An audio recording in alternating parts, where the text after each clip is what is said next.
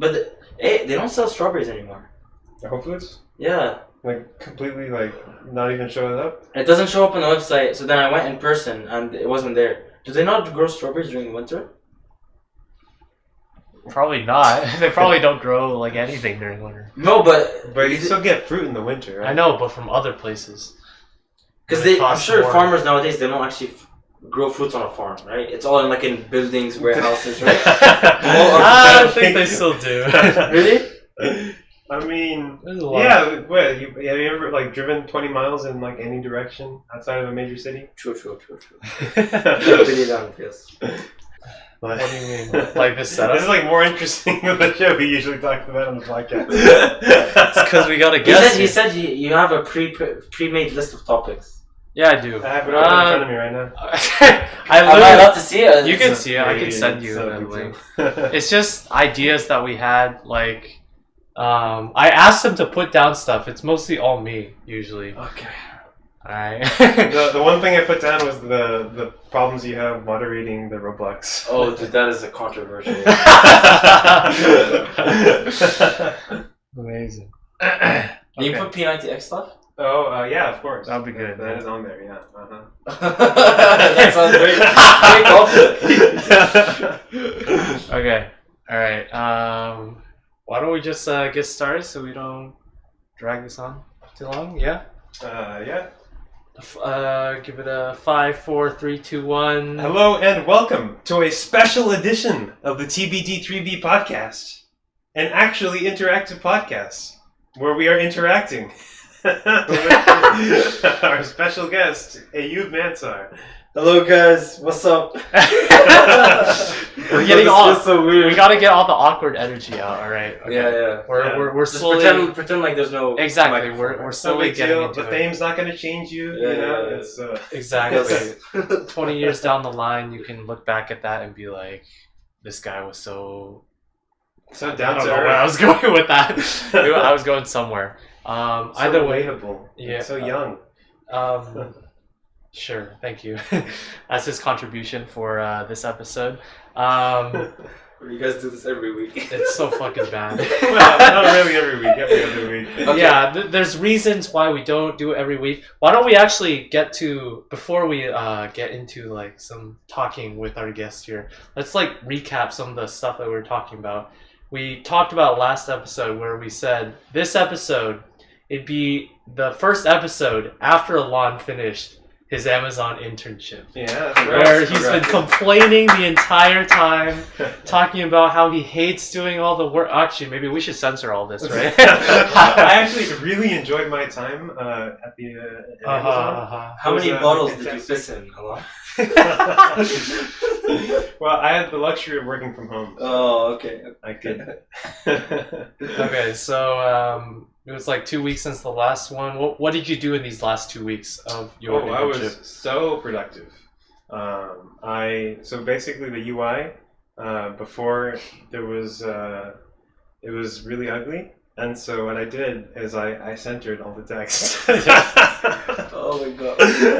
Are you just doing HTML? Is this a web app? Yeah. Yeah, it is a web app. Fuck. I wrote the back end too, though. I'm a full stack engineer, guys. Okay. I'm a full You stack kind of engineer. betrayed yourself. I thought you said you're never gonna do like web dev shit. Or is this just? It wasn't my choice. Oh fuck. So...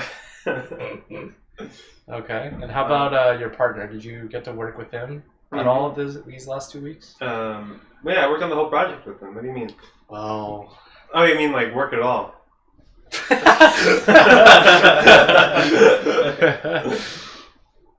No, but did you interact with him like yeah. on any parts of the actual project for this? Yeah, I don't know anything about React, and he knows a couple things about React. Mm-hmm. So we did a really big knowledge sharing of how to. By knowledge sharing, Right, you mean he taught you? Yeah. And then I knowledge shared him back. I taught him how I did my part of the app today. My manager asked us to sync up, so I could share with him everything, all my nuggets of knowledge that I've accrued over the last 12 weeks. It was like 5 minutes of the meeting? It was actually an hour long somehow. Fuck you. Oh wow. So yeah. On the last day today. Yeah, the last day. This is why I was late to dinner tonight. Mm, yeah, very late. Mm-hmm. Yeah. Wait, so did you you did all the packing up as well today? Mm-hmm. Putting everything. I wasn't here when you guys were doing Our guest that. was here helping out. Yeah. Yeah. Helping out. Yeah. Taking pictures in the bathroom. Why were you taking pictures? Documenting the scene. Yeah, documenting the scene. Mm. Don't leave it at that. Dude, poor guy. I was getting your notifications on my phone. Guys, I'm in the garage. I was telling Alon, bro, the poor guy is in the cold in the garage, and you're just. No, I left the garage. So I like went down to the garage. I already walked down, and then right when I was at the garage, you told me come back up. This guy, you sent that picture of the flames. Yeah. This guy, and I was like, "There's no fucking way I'm doing that." So I actually left my gloves somewhere else. Yeah? So I went there to get my gloves first, and then I took the bus. No, poor guy. Guys. I wasn't waiting for you fuckers. Appreciate that. A true friend. I want to keep company with my friend yes, who's a already true there. friend. You know, Yeah, there that's you true. go. That's Yes. A true friend. That's true. Yeah. So where did you take it, to the Amazon like drop off or No, I took it UPS? to UPS. And they sent you like all the boxes and shit, right? Yeah, pretty much. I just kept everything, right? Oh, okay. So That- it was that from the came- beginning. yeah. Makes sense. Yeah, they give you like the return label and everything. That's actually really Okay. easy. You did have your final presentation on Thursday, Mm-hmm. right? Actually, how And did that go? how did that go? It went fantastically. I mean, beyond like comprehension. Wait, one Is thing that I wanted. sarcastic? It went incomprehensibly well. No, I'm not joking. It actually went amazingly. Yeah. Fuck. Why? I don't know. Apparently, it was like Why? something. We're expecting something else. That's why Yeah, we're so what? confused. Apparently, this is something that this team has wanted for a really, really long time. And even like mentioning what it's supposed to do, it was like they're like, "Wow." No way. Yeah. Oh, okay. And I mean, I had like a basic workflow set up. You know, it was just like, you know, something I tossed together for some demo a few weeks ago. I just showed The them. fuck. And they were like, "Wow, nice!" Everybody, the chat was like flooded with people being like, No "Wow, way. yeah." That is actually insane. Yeah, and I mean, you know, I'm a pretty good Finesser. public speaker, I would Yeah. say. You know, I It'd be like that. It's always like that. He's It's good all at about how you filling in the present it, words. you Yeah, know? yeah, yeah. It's always like that. Did you actually do any preparation for the presentation itself? yeah, I didn't sleep the night before. Did you have like slides and shit? Yeah, Classic. Wow. The reason I asked reason I asked that is because for my final presentation shit, I didn't have any slides or anything. I don't think so. That's what they It's say just- to do at Amazon. No, slides are good. Slides are good. Slides by themselves can carry the whole fucking. Oh wait, I'm lying. I did have slides. I forgot. I forgot. I already completely forgot about everything. Yeah. So you did have slides, I did it. and then your partner presented. the Did same you have a thing? final presentation? Yeah, I did. Did you do slides? Yeah, of course I had slides. Okay. Bro, the slides literally carried the whole I don't thing. know. Yeah. I could have done dog shit and then talked about, you know, all the slides. Was that in like the final week of your internship? Yeah, so there was the final week was like a hackathon, but then the final week before that, the second final week was like actually like penultimate is what they say. yeah, whatever. That's like actually talking about like with your team, like what you did and stuff like that. So Wait, so like the last week, it was like a hackathon, so you weren't actually even doing anything really. yeah, like by that point we would have already said to the teams like goodbye and stuff like that, and then this was like just working with other interns for the hackathon. Mm-hmm. How do you like that? Like, The hackathon? yeah, like, do you think that's a fun thing or? It was meant to be like, you know, super fun and stuff, but like in my head I was just like, bro, come on, like I'm done with this shit. Like I just wanna, you know, relax. I mean, at that point, you're still getting paid for it, yeah. Oh yeah, yeah, Yeah, of course. That's the silver lining. Of course. No, I remember you saying that you didn't have like one project, the whole thing. It was. Oh yeah. This is what I really liked about. Honestly. Yeah, let's set some context first. So you worked at Appian, right? Appian, yes. Appian. How would you say it? Basically, they're a company that produces software that helps people create software without writing any code. So like, you know, those like drag and drop website builders like that, but like for actual like enterprise level software, you know, for business processes and whatnot. Honestly, the headquarters in Virginia, super sexy. It was super nice. Recruiters were super nice. Everyone there was super nice. Like honestly, 10 out of 10 company. Like, you know, I would work there again if it wasn't for like you know, Better offers. better off. For the record, this is not a sponsored podcast. Yeah, not sponsored. I mean, we would. I mean, we if would you love need- that. They would love it. Well, Maybe he wants to reach out. We'll make a new website for our podcast and we'll use the drag and drop. We have this one guy. guy that listens to every episode. Yeah, definitely. I don't think he's apply. part of Appian though, but you know, Um, crazier things can happen. What was I saying? So yeah, so typically, like I think on Amazon and stuff like that, during the internship, what they have you do is like work on this like meaningless project for the whole summer. But like I was actually integrated part of the team. Like they treated me like from day one like I was a full-time engineer. So like they'd put up the Jira board with all the tickets, and they'd be like, okay, Ayoub and this guy, you're gonna work on this ticket. And so like on day one, I'm like, dude, what the fuck am I doing? Like, I have to do it. But like it was really good because like imagine you're being thrusted into this environment and you're being forced to learn super quickly. So like I'm actually learning a shit ton, and like I'm actually feeling like I'm treated like an actual engineer, not some noob intern working on like a debugging tool for the summer. You know what I mean? Like that's yeah, so like I don't know. It was super nice. No complaints. Yeah, No I complaints. understand what you're saying because for the first internship that I had at MIM Software, it was like the same thing where instead of you given one project throughout Sure. the whole summer, it's like you're part of the team and you just do tasks Sure. that the team has, and then they might give you some special tasks at the beginning that are more easier for like the intern to get you like Sure, more sure. up to speed. Did they do stuff like that as well, giving you easier stuff at the beginning? Yeah, so I was paired on the easier tickets. Because like imagine in a real company, right? Most companies now are using agile development.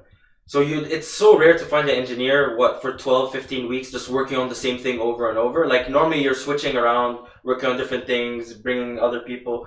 So like that was like a true like software engineering like experience. So like I really enjoyed that, to be honest. I really liked it. Mm-hmm. So no complaints. And I don't know. So what did you present then at the end? If you're working on a bunch of different stuff. I presented like all the different tickets that I worked on. Oh, okay. So I presented. There was like 2 or 3 big ones. So I just presented those, and yeah, people liked it. They were like, yeah, it was good. That's cool. Yeah. For that experience, the one where I was in a company where I had to do that kind of stuff, I didn't have actually a final presentation for that one. Okay. So I was actually kind of curious how that would go with like. Yeah. It was just like this was required for all teams, not just our team. Mhm. So it was just like I'm sure there were some other like infrastructure teams where they had like a project the whole time, but for us it was super chill because we were just like we're like a networking team. So like every day we'd have like different types of tickets, you know, on cloud related stuff, and we just presented towards the end, and it was super chill. What did you mean by networking? Like social networking? Like Oh no, like actual like networking, like networking, like cloud, networking. like you know, Oh, okay. not just like AWS stuff. Yeah, definitely not like people networking. Making Facebook Oh, yeah, round bro. 2. Imagine. How big was like your team? 2 pizzas? 2 pizza team? What is that? It's an Amazon thing. It's an Is Amazon. that actually? Yeah, they said the size of the team should be such that 2 pizzas could feed the whole team. 2 pizzas could feel that. That's You you like just small have one enough. Are we fat talking guy on like- the team then. Contagious type of eaters. Oh my god! That's what I was saying. You can just have one. Yeah, it's not a standardized pizza. Honestly, I could eat 2 large pizzas. I'm not even In one go. in one go. Like, After for the P90X. day, like, What? And like, that's For it? like lunch, yeah. What? Yes. Dude, I have a thing with something's wrong with me where I can eat and I just don't feel full afterward. Very rarely do I. Roots fills me up. I'm not gonna lie. Like, all those veggies and Not shit. sponsored. Not sponsored. Give us a sponsor. I explained to you caloric density, right? Yeah, Basically, sure. there's this concept. Elon doesn't want to believe it, but imagine a bucket load of meat and a bucket load of lettuce. Wait, no. Imagine. Okay, no. You can have a bucket load of meat and then a tiny plate full of lettuce, and the lettuce will fill you up as much as that bucket load of meat. That's caloric density. Basically, like meat and these type of fatty foods, they don't fill you. Like, you know, like the phenomenon where McDonald's, when you're eating Coke, when you're drinking Coke with it, it encourages you to keep eating. Have you ever heard of that? No. Okay, basically they encourage you to drink soft drinks with like ketchup. Here's ketchup, a classic example. Okay. If you next time you order like fries, or well, you need to do this twice. But one time you just order fries, and another time you have fries with ketchup. Okay. You'll notice when you have it with ketchup, it will make you less full than when you had it just like plain fries. And it's some I don't know the science. Someone can What help the us out. fuck? But like Holy. it's some shit like that. So if you're a scientist, leave it in the comments. Yes, please. Wait, that's so weird.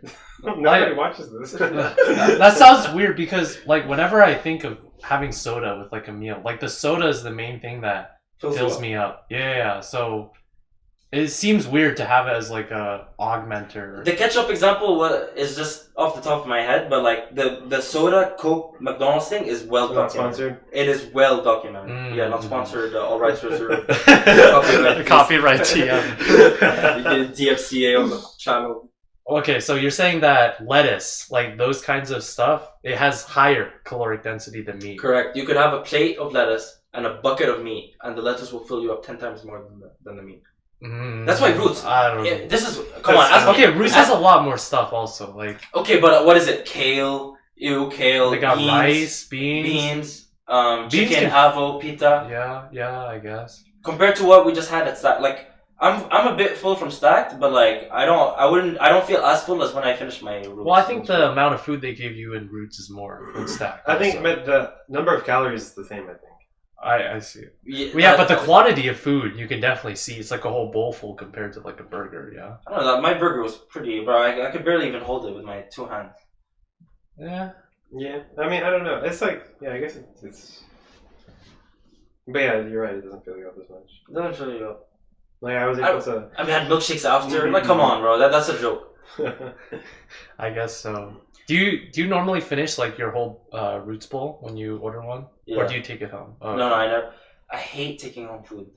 Yeah, I like when I go to a restaurant, especially ones where you only order for yourself. It's not like communal style.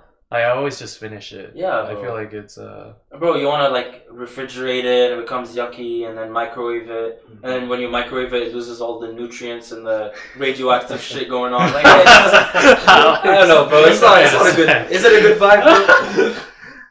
No, I remember when we went to the yard the first time. Not sponsored. Yes, I do. And we got that dessert. I took it. I didn't finish it. I took it home with me. That was terrible, man. After the second time. which one's the yard? Where is that? It's a burger place in Shady Side. We went recently, by the way, with Tejas. I don't know why you couldn't come.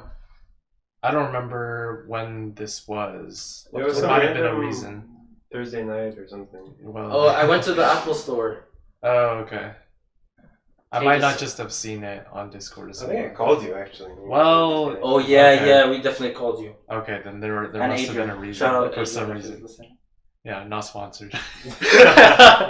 That's gonna be this podcast, this episode.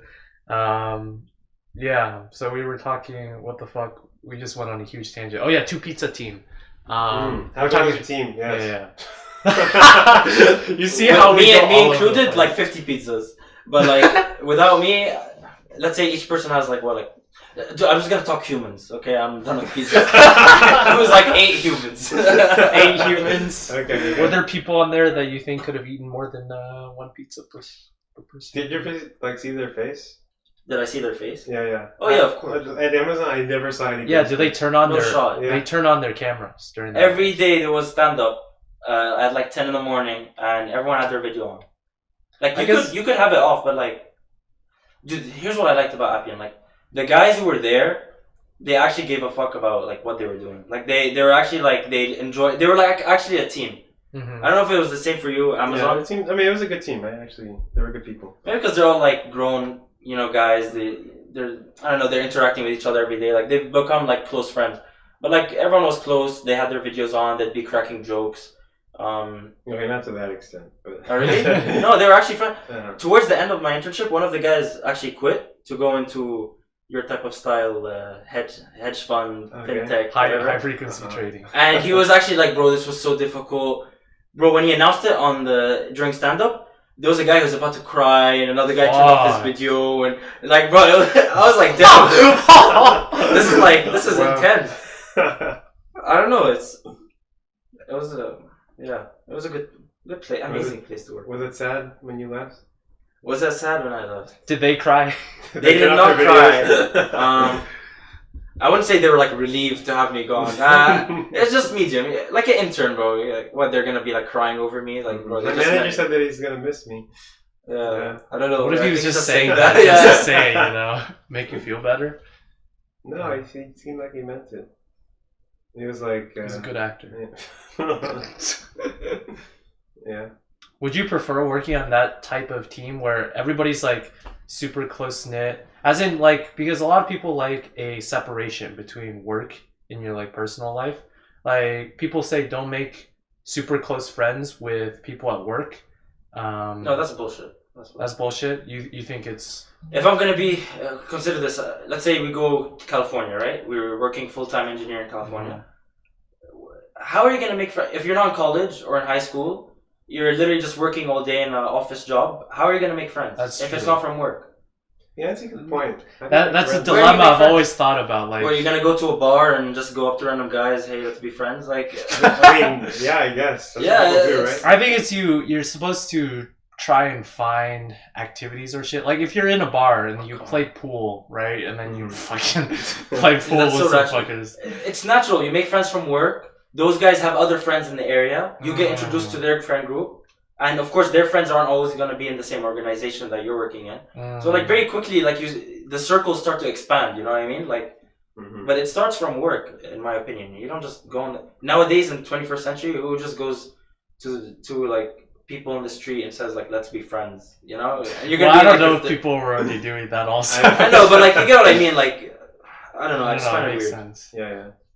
Yeah, that's what I was wondering before. Like, it's a little bit anxiety. Because it's like, once you're past college, right? This is like the best time to make friends. And also, even more specific to that, to find like a relationship partner. Because that's like the easiest way to talk to a lot of people on the college campus. So, something that's been... And people are here with the mindset to make friends. You know, in college, the whole point is to meet people and stuff like that. So if you go up to someone and say, "Hey, my name's Ayoub," blah blah blah, they'll be receptive to that. They'll be like, "Hey, you know, let's be friends. Let's grab a coffee, whatever." I feel like when you're in your 30s and you just try to go up to people, people might be busy. They might have kids, even wife. I don't know what. I don't know. I feel like it's not the same vibe as college, where you know everyone's trying to like know each other and make friends and stuff like that. You know, I don't think I've made a friend this semester. I think it's like the first time. Well, I mean, last semester obviously, and the semester before, but like it's the first time that I've had like an in-person learning experience, and I haven't made a new friend. Well, you've had very little data sets for college. It's like 2 semesters. No, I mean even back in high school, right? Like, okay. I don't know. Are you guys making a lot of friends? Like, I'm not making that many friends. Like, maybe because I don't go to lecture, but like even if I was in lecture, I'm not gonna go up to people and. I feel like the longer you're here at college, like the first year, right? Especially those first couple of months, everyone's still trying to feel each other out, like focus or figure out what their friend groups are going to be. By now, a lot of friend groups, right? It's all established. So you don't feel as much of a need to like go out and ask people. But I still find it because I had most of my classes this semester were classes where not a lot of other people already knew were taking it. So I had to find like other people that I didn't know before, but that were taking like the same class. So like got to know them a bit. So that I could like ask questions, we could work on stuff together, stuff like that. This is one avenue to finding friends, but it's definitely like slowed down before, right? It's just not as fast paced as it was before. In different parts. Because I remember like in high school it's different also because the classes are like much smaller and more like interactive. So it's like yeah. We should get to that. Like how is high school? So you did not go to high school in America, right? No. Where did you go to high school? I went to high school in Qatar. Before that I lived in Dubai. Before that I lived in London, and I was born in the Netherlands. So. All my life, man, Mr. Worldwide. Indeed, yes. Literally, Mr. Worldwide, all over. Dude, all my college essays were about this shit. Not even joking. So definitely moved around a lot, but thankfully Qatar, I was based middle school and high school there, so I didn't like imagine moving in the middle of high school. Yeah. Like, not only for friend groups, but also for like college apps and shit. Like. You have to submit 2 transcripts and God knows what. It's just messed up. So thankfully I was stuck there. Stuck there. A good kind. So the thing about Qatar, okay? You have these rich as fuck oil countries. Qatar, Saudi Arabia, Dubai. let's say you have a teaching job, okay, in the US, pays $50K a year, dollars. Doing that exact same job in Qatar or whatever, you could make like $100K a year just because you're in Qatar. That's how it is in California, right? Is it? Well, I mean, Well, it's also goes like fucking Also, wait, that includes tax and living and stuff. Yeah. Qatar, the living expenses is roughly the same. There's no tax, no income tax, no spending tax, no tax, nothing at all. It's like Ibiza or some shit. So Ibiza. or Belize. Where's the place where drug dealers store their money? Belize, right? Yeah, sure. Yeah, whatever. Some island. Belize is not. We don't want to alienate any countries in case. Yeah, we love you if you're listening from Belize. we love you. We love you. Not sponsored by Belize. Not sponsored. My point. Yeah, so Qatar. At that point alone, the money and everything attracts a ton of expats, including my parents, including people from all over the world.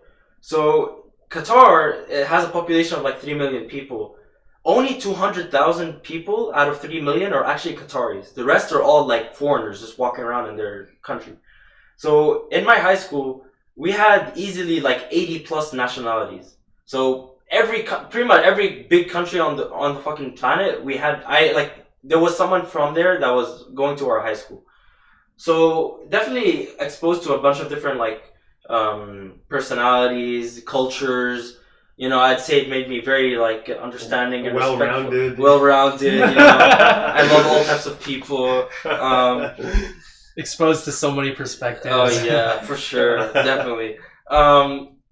So what was I trying to say? So yeah, definitely a very interesting vibe. And of course it's Qatar. Dude, people are rich as fuck. Dude, our weekend outings, we would go on yachts. Fuck off. We went to a guy, my friend, he had like a mansion, a huge ass mansion, and to just get from point A to point B on his mansion, you need to take a golf cart. He has a bunch of his golf carts, and you drive on the golf cart just to get to point B. Wow.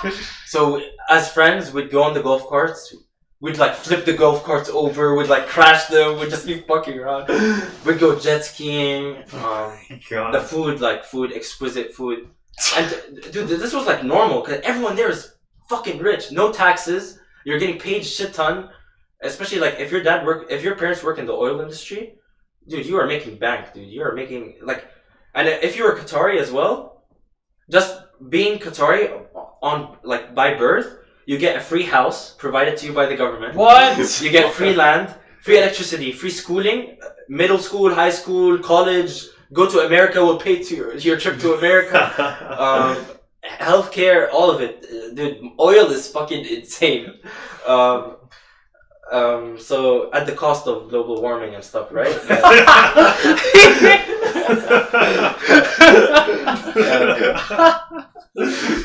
Yeah. That's fucking crazy. What percentage of the high school students were like actual Qatari? 10-20%. Fuck. Or 20%. The rest, a shit ton were American, a shit ton were Canadian, and then the rest were just scattered. A lot of Arabs as well, because not just like Qataris, but you know, like Tunisians, Egyptians, whatever you have. A lot of Indians, Asians. Yeah, dude, there was a big mix. A lot of different, you know, nationalities and stuff. Yeah, so many different nationalities.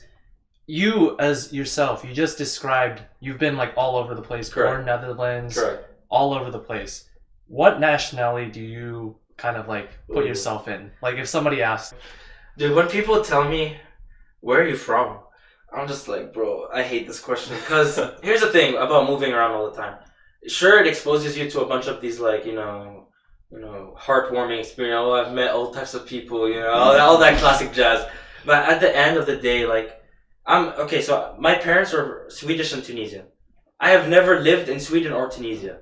So to say that I'm Swedish or Tunisian, sure, by like ethnicity or whatever, and also a shit ton of background, but I've never actually lived there, so I can't truly say, you know, I'm a true Tunisian. And I know when I visit there over the summer, I know at the end of the day I'm not truly one of them.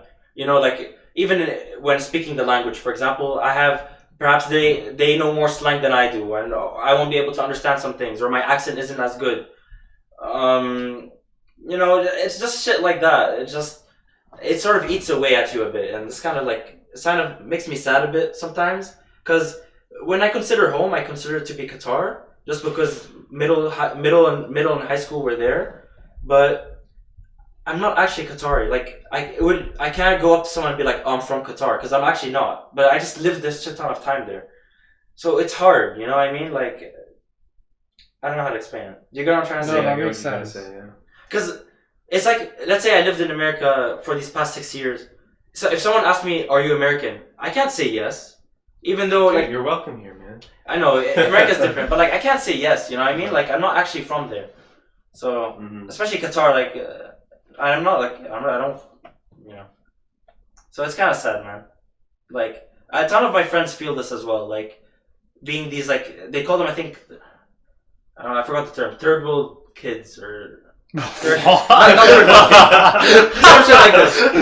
Expat kids, some shit. I don't know. There's a term for That it. makes more sense. But basically, kids that never grew up in where they're from. Basically, always growing up in other countries. Yeah. I don't know. It's a very acquired. It's not. It's a very special problem. As It in, is, Like, not it a lot is. of people have. A very special Experiences. problem. Yeah.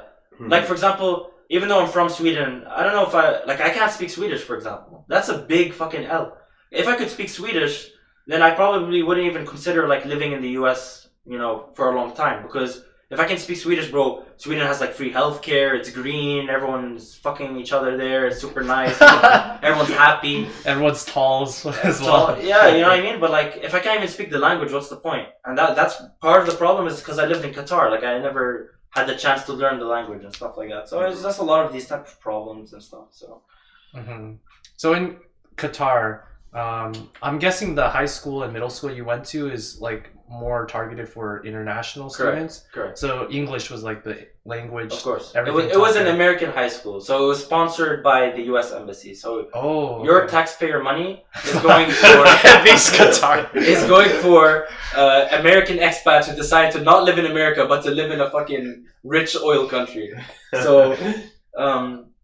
You know, we'd have like military, because Qatar has a huge military base, of course. You know, every country has a U.S. military base. They're all over. So sometimes we'd have like military guys come over and help the elementary kids, you know, their soccer tournament or whatever. And you just see guys with like, no, I wouldn't say they had like ARs or whatever, but like you see like these military dudes in uniform just helping out and stuff. So wait, like U.S. military? Yeah, US. So like our taxpayer dollars are going to Fucking Yes. Qatari soccer fields.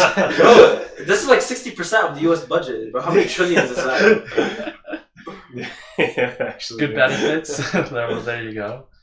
So were your teachers American? Yeah. Yeah, there were a lot of American, Canadian. It was a very good American high school, very rigorous. It had AP, IB, it had both, a shit ton of offerings. The campus was huge. Facilities were top notch. Everything was great about it, honestly. Is the campus bigger than CMU campus? Campus, no.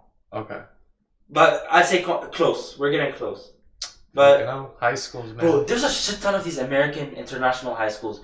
Oh, yeah. There was like so you know how here in the U.S. in high school, if you're part of like a varsity team, I don't know, what do? You go to like other states and you compete there and shit like that. Why not, yeah. Yeah. So our equivalent was you go to other countries, right? Because we don't have other. There's only just one American high school in Qatar. So a normal thing, let's say there was a soccer tournament, you'd be like, okay, guys. Time to go to Singapore. Time to go to Dubai. Time to go to India. Whatever. And you have a bunch of these American high schools, American embassy-sponsored high schools, of course, your taxpayer money, in Dubai, in Qatar, Oman, you know, Yemen. India, and they are huge. They're fucking huge high schools. They're super nice as well. And you have a shit ton of like Americans there and all that stuff, and so everyone would just be flying around to, you know, taking flights to go do their soccer tournaments. It's just. Did you go on one of these? I was never big on like, you know, like sports and stuff like that. I was selected for some cross country shit, but I just wasn't fucked, dude. I want to go to Singapore. I went for. I was big on Model UN. Oh yeah. Yes. So. Qatar actually has the third largest MUN conference. I think like 10K attendees or some shit like that. Not sponsored, by the way. Not sponsored. First largest is in the Netherlands, of course, because that's the Hague. That's where like Den Haag. Den Haag, all that shit. Uh-huh. Then it's Singapore. Then it's Qatar. So I went to that one. That was man. I have so many UN stories. It's fucking insane. Yeah. Wait, how does bodily UN work? Are you like okay? So the concept is there's a bunch of different committees, like in the UN. You have the General Assembly. You have Security Council, etc. In the General Assembly, there's actually 6 different things in the General Assembly. One for like disarmament, for things like nuclear weapons. One for like women's rights. One's for like whatever. So during a conference, you'll be paired into one of these chambers, and you'll be assigned a country. And your job is to research that country and to also take on a different like stance, a bunch like about disarmament or whatever it is. Then you show up at the conference, and you have a bunch of these other countries, kids role playing these countries, and you're meant to come up with resolutions as real countries would in the UN, like how they all come together and draft bills and God knows what. So you'd go and you'd make up, okay guys, if it was disarmament, a classic example is like a coalition against North Korea. So you'd bring a bunch of these countries and you'd be like, fuck North Korea. Then the one kid who is North Korea is like sitting there by himself trying to fend off all these different other kids. And then literally you'd spend hours just reading your resolution. Then people would debate on that resolution. Then people would vote on that resolution. And then you move to the next resolution. And you do it over and over. It's a shit ton of role playing and a shit ton of like legalistic work. Uh-huh. But what made it amazing is just like being there with your friends, just fucking around. And you're forced to wear suits. Bro, can you imagine like all your friends wearing suits for the whole day? You're just like trying to role play and just jerk off. It's super fun. And you're in the Netherlands, so I mean like... Yeah, or Qatar or whatever Qatar, it is. Yeah. So me and my friends, we went to India actually. Okay. So yeah, imagine all your friends, you're taking days off school, right? Excused absences from school. Oh man, good stuff. Pulling up to the airport together with all your friends, taking a flight all the way to India. And bro, honestly, I'm not gonna lie, like it was not the most developed place of India. But as students from Qatar, as we are, we went to like the most 5-star hotel. Like bro, it's literally like shithole all around us, and then you have this like 5-star hotel. It's like Brazil. rooftop pool, all types of stuff. Bro, we'd be getting like massages at night. We'd be ordering beef. Bro, I told my friend, I'm like, bro, we're literally eating these people's gods. Like, imagine you're the chef, like you're cooking the god on the fucking grill. I was like, dude, there's no shot I'm ordering a burger, dude. I'll stick to like chicken. Because I want it to be, sensitivities, right? I'm sure they were like American cooks or something. There, like, there are Muslims, true. But like, I don't know. It's like going to like a Arab country and eating pork. You just don't want to. Okay, so then, yeah, we'd go to the high school in like the morning and do the UN stuff, and it was just a good vibe, honestly. There's a ton of... How did we even get onto this topic of MUN? We were talking about high schools and fucking, I don't know, all over the place, because you were talking about it's hard to identify as a specific definitely hard to identify. It kind of makes me want to just settle down in one country. Whether it be the US or Canada or somewhere. I'm done moving. I just want to finally be able to establish myself and say, I am from X. Mm-hmm. I'm tired of saying, when someone says, where are you from?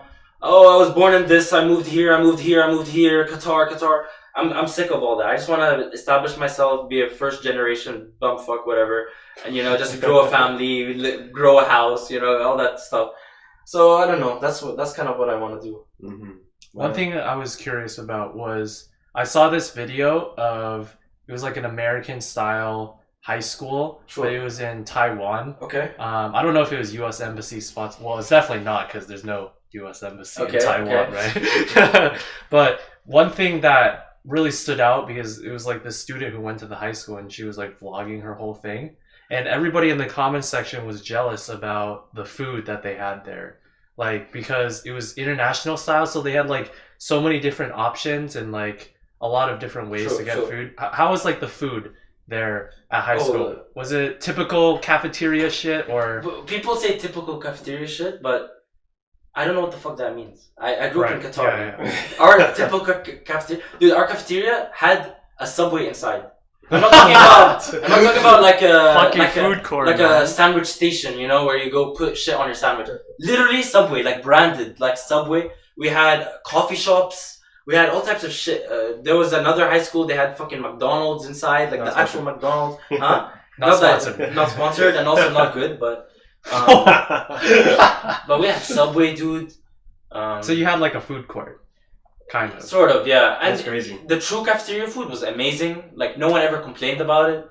Like then I've seen like some videos of American like cafeteria food, like it's super ass and Yeah, that's how it is. I think that's how it is at every single American high school. Really? Yeah. yeah. I don't know. That's It's that's not good. All the taxpayer money went to your high school instead of ours. I think so, bro. I think so. No child left behind in Qatar. Oh my god. I'm fucking jealous, man. Like, Yeah. we were talking about at some point, or we weren't seriously talking about, but like maybe visiting Qatar or something. We Study went- abroad. Study abroad. Check out, like you during one of the pandemic seasons. You took classes at CMU Qatar, Sure, right? sure. Did you go to their campus, like stuff like that? So during the early stages, no, because it wasn't allowed. Mhm. Because this was still like rage pandemic season. But towards the end, like November, we were able to go for like a couple of classes. But it wasn't like it's separated and not a lot of people and stuff. I like the campus facilities. It's very nice. Very high tech, bro. Like imagine the lecture hall. Each seat in the lecture hall had a built-in microphone to it. So like how in normal traditional lecture halls you'd have to shout and be like, "Hello, professor, I have a question." Blah blah. You just press a button, the microphone lights up, and it communicates to the whole room. Wow. Every seat has a fucking microphone with a button. Imagine. What the fuck? Oh yeah, that's normal. That's considered normal, guys. Our lecture halls are still like in 1995. Bro, yeah, I know, right? If somebody asks a question, the professor's like, "Oh yeah, you just like you take the square root 5/2, and there you go." Yeah. And everybody's like, "What did he ask?"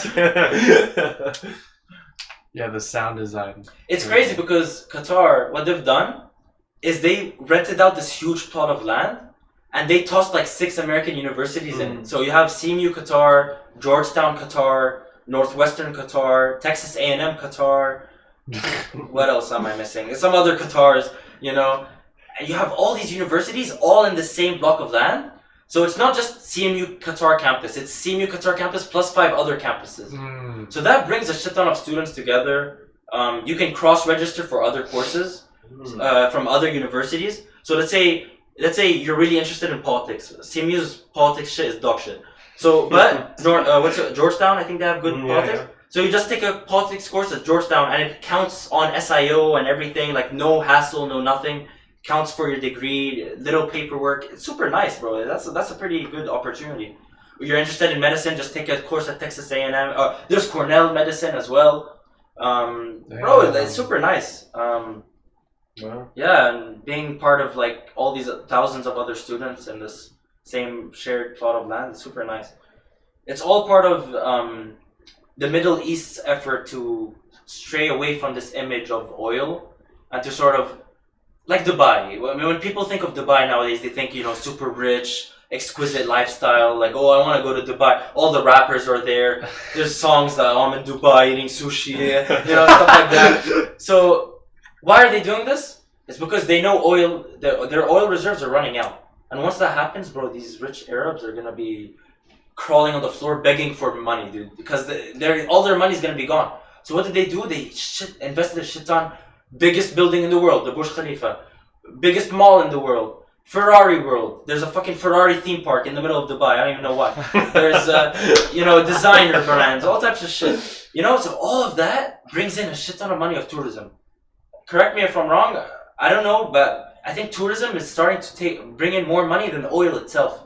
That's amazing. That's amazing. Imagine 50 years ago, your entire land, your entire country was fucking pieces of sand, and now suddenly you've elevated your image to be that of the richest country, the nicest country, safest. They are the safest countries as well.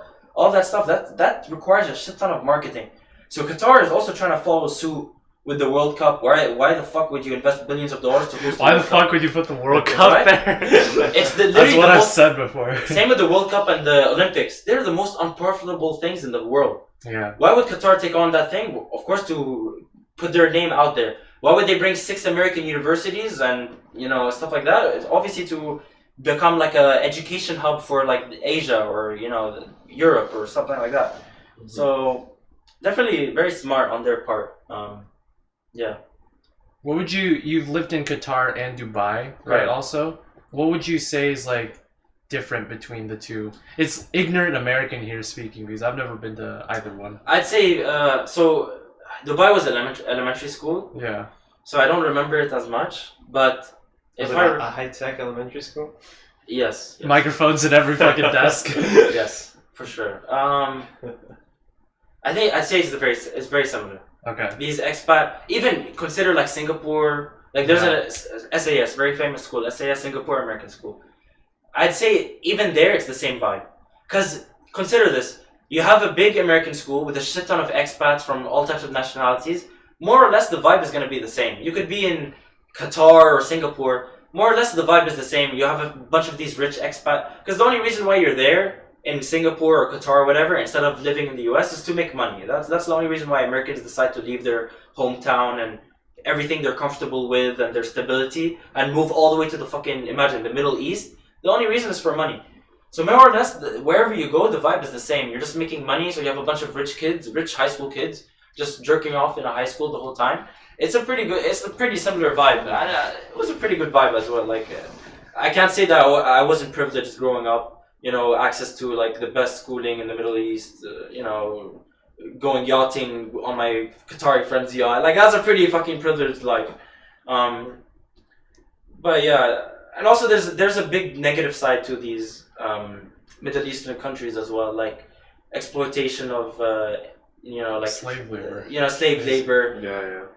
More not as much slave labor nowadays, but just very very cheap labor. And unfortunately for the Indians and Southeast Asians that are working, that fucking cheap ass labor in Qatar is still better money than they'd be making it back home in India and stuff. So that's why they're coming over, and it's very sad, especially the ways like people treat them and stuff. It's very like, I don't know. It's not the best. We'll just leave it at that. Yeah. You were mentioning like how there's like money flowing all over the place. How would you say your time in Qatar? Did you ever see like homeless people? Were the streets like very clean? Everything is like a utopia in that. So sense. here's the thing, right? Qatar, as I said, 3 million population. Okay. Yeah. Same with Dubai, very similar.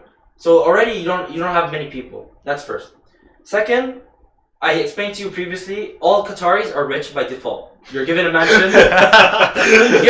You literally can't fuck this up. If you're poor as a Qatari, I don't know how, because you're given free school, free healthcare, free house, free electricity, free whatever. How can you fuck this up? Okay, so those are all the Qataris. Who's the rest? They are people who are there on work visas. So by default, you're qualified, or you have to be qualified. Otherwise, why would you be working there? You know what I mean? How can you? So by all those rules, how can you be homeless? Because let's say, excluding Qataris, let's say my dad loses his job in Qatar. The moment he loses his job, he loses his work authorization. He loses his right to stay in Qatar because he's not Qatari. How can you stay in a country you're not from there? So he get kicked out. So how can you have a homeless person? There's no homeless people. The max is like these very poor Southeast Asian, workers. Sometimes they decide to overstay and then they start living illegally. Let's say they lose their job, they just decide not to go home and they start living there illegally. But even then, they keep a very low profile. They don't, they don't make it known because they know that they'll get deported very quickly. So no homeless people, very safe. Bro, girls here in America, they'd be scared to walk out at night at like 10 p.m. on the street and shit. Girls in Qatar, bro, it'd be like 3 a.m. They'd be walking around, shopping, doing God knows what. Not a single care in the world. It's safe as fuck. The whole Middle East, super safe. And if you get caught with a crime, bro, you're getting if you're Qatar, excluding Qatar, but like if you're a foreigner, you get kicked the fuck out. You and your whole family, bro. Like that's how it is. Bro, I was gonna say you get executed. No, you don't get executed. Like you came to work, right? You came to work and make money. If you're here doing crime, why would you be doing crimes, right? You're here to work. You want to keep your job. You just want to make money and get the fuck out. And then if you do commit a crime, bro, they just be like, bro, we'll get someone else. Get the fuck out of our country. Why would they put you in jail and try to rehabilitate you and all this shit? They don't even care about that. So very safe, very no homeless, none of that. Okay, also not the whole Middle East is safe. I think I can think of a couple countries. Yeah, of course. I'm talking rich Middle East. You know, Syria, Iraq. yeah, of course. But Lebanon. those are like war-torn countries. We're talking strictly like Qatar, Dubai, Bahrain, Oman. Yeah. Yeah, Saudi Arabia, so. makes sense. Your whole tenure as a international student, so you have to. You're here now at CMU in the United States, which means you had to apply here. Correct. How does that whole process go as an international student? And which universities did you apply in the US? Sure. So I didn't apply to any European universities. A lot of people from our school actually applied to like universities in UK and stuff like that. But do you have citizenship? The Swedish? yes, I do. So you can, it's free for you. Yes, of course. Wow. Okay. So see, Wait, that's how the do you thing. have Swedish citizenship if you weren't born there? Like, Because my parents are from there. oh, so they just give it to anybody who's like you have like direct lineage somehow. Correct. It's a very like American thing to be like, oh, you weren't born in X, so how can you be from there? Because like America is one of the few countries in the world where you get a passport just from being born there. Like if one of you guys had your kid in Sweden, they wouldn't be Swedish. Like that's just not how it works. Because like the way it works there is you have to be there Swedish by blood. So either your dad has it or your mom has it, and they pass it down. That's why I was wondering when you were talking about all the benefits that Qataris have. I was like, why don't people just move there and have kids then? Oh, you can't naturalize you as a Qatari. So it's just like whoever is Qatari already, they stay Qatari, nobody else. Nobody else. There are guys who have lived in Qatar for like 50 years. I know their parents have lived in Qatar for 50 years. The max they will get is LPR, the lawful permanent resident. And even then, you don't get the benefits of a citizen. You're just entitled to live there for as long as you want. There's no way you can be a citizen, especially Dubai and shit like that. Imagine you're giving out all these benefits to people. Why the fuck would you open your door up to other people? You know what I mean? It doesn't make sense. Back to what Elon was saying. So yeah, I could have went to Sweden University, all free, all of that stuff. But like I said, I don't know how to speak the language, stuff like that. I don't know. It's kind of embarrassing. You could have gone to UK, right? Back when it was part of the EU? Yeah, No. You couldn't? By then they left. 2019? They left by then. Yeah, They weren't out yet. They've already. They voted out. But They voted out. weren't Yeah. They weren't. 2020 was when they left. Really? Mm-hmm. I don't know. But anyways, I wanted the US. So I applied to a bunch of places. CMU, UCLA, Cornell, the UCs, all the UCs, stuff like that. Northeastern, Well, it's a good thing you did. Yes. I met all of you guys. Did you have to take SATs, ACTs? Yes, I took ACT. I also had to take TOEFL. TOEFL, yeah. I didn't study for that shit. Of course I Well, did. yeah. That's bro. My theory was if it's a test of English and I'm a fluent English speaker, I shouldn't have to study for it, right? Like that's kind of ridiculous. So didn't study for it, and yeah, I got a near perfect score. What'd you get wrong? Do you know? I have no. It was oh man, dude. There was a section. It was fucking stupid. It was like listening section. There's a guy, bro. You can barely even hear him. He says it's speaking for like 5 minutes, and then for you have 30 seconds. Tell me all the things he said. What the fuck? That's not even a test of English, bro. He speaks for 5 minutes. So stupid, dude. It's a podcast. You gotta reiterate what they were saying. Yeah, wait, how? Yeah, what else is on the TOEFL? It was like writing. Oh yeah, they give you like a topic, and you'd have to like write an essay on it. I don't even know what I wrote about.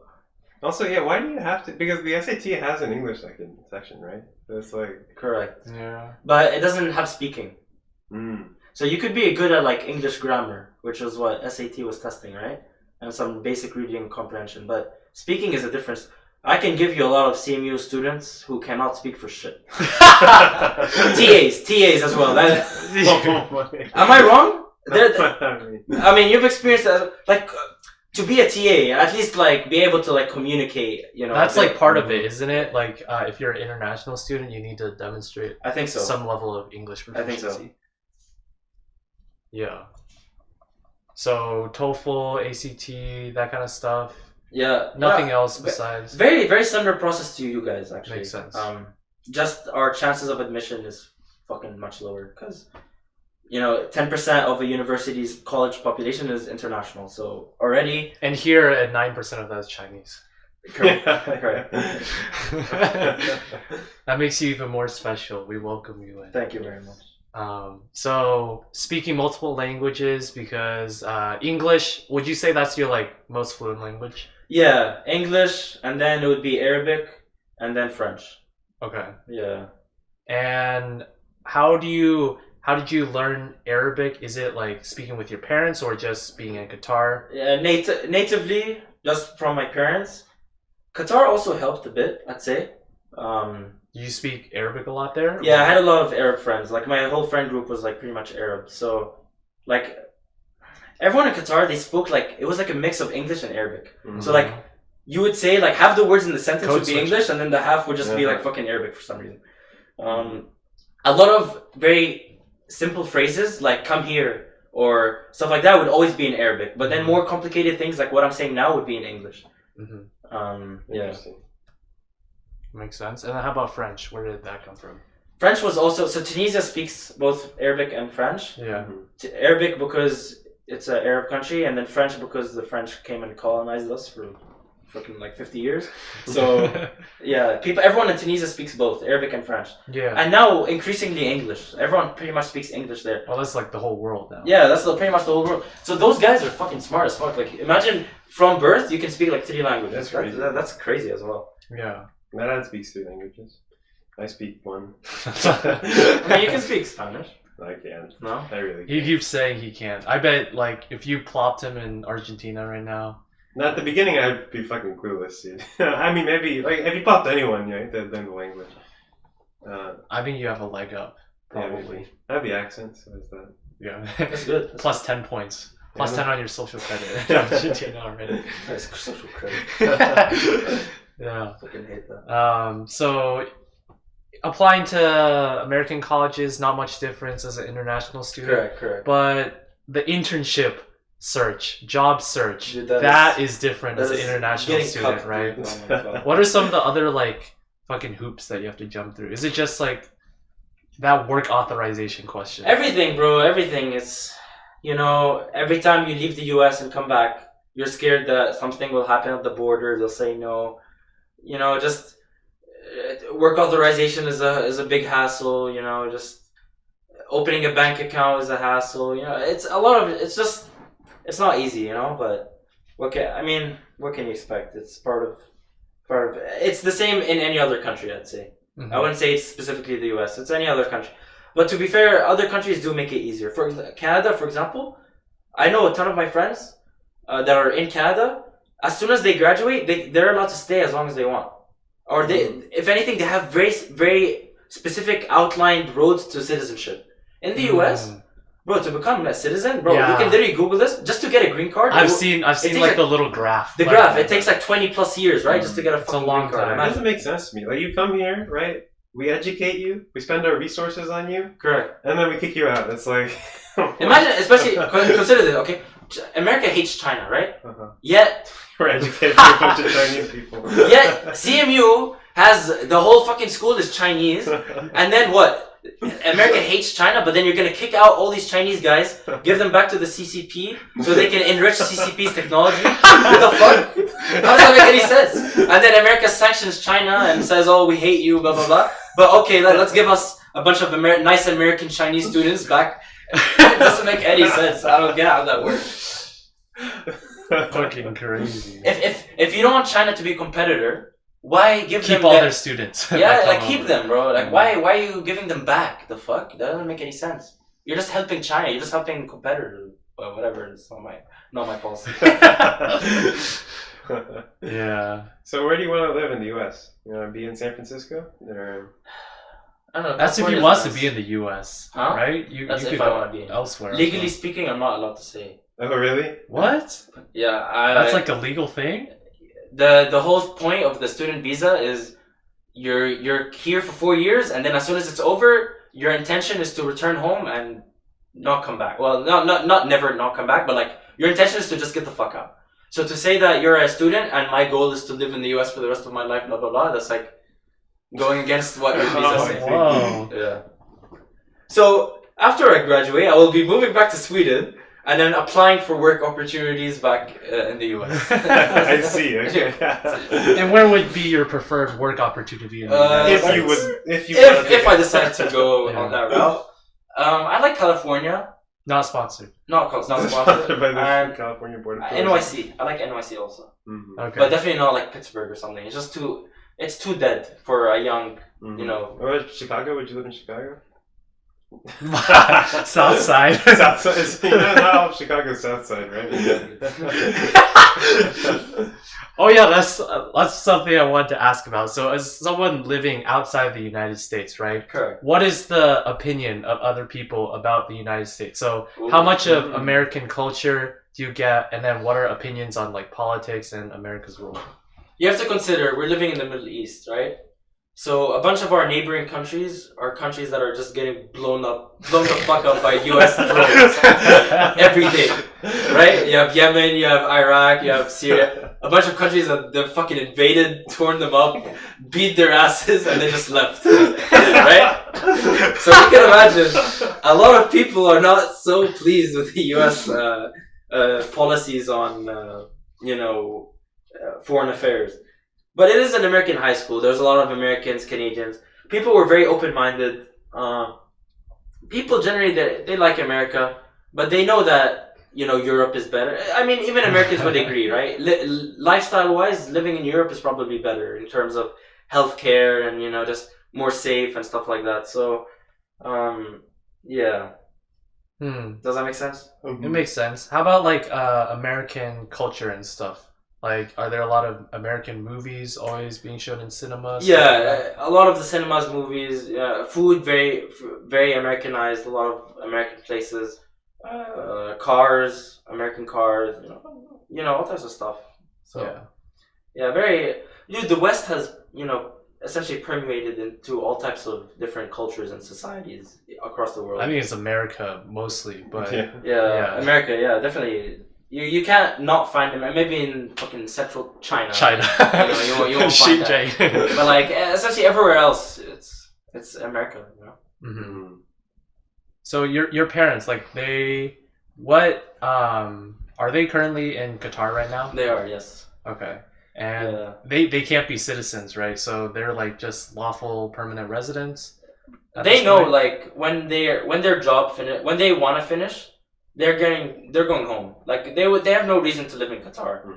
They have no family there. All their friends are back home or whatever. Like, why would they stay in Qatar? You know what I mean? They know they're just there to make the bag and leave.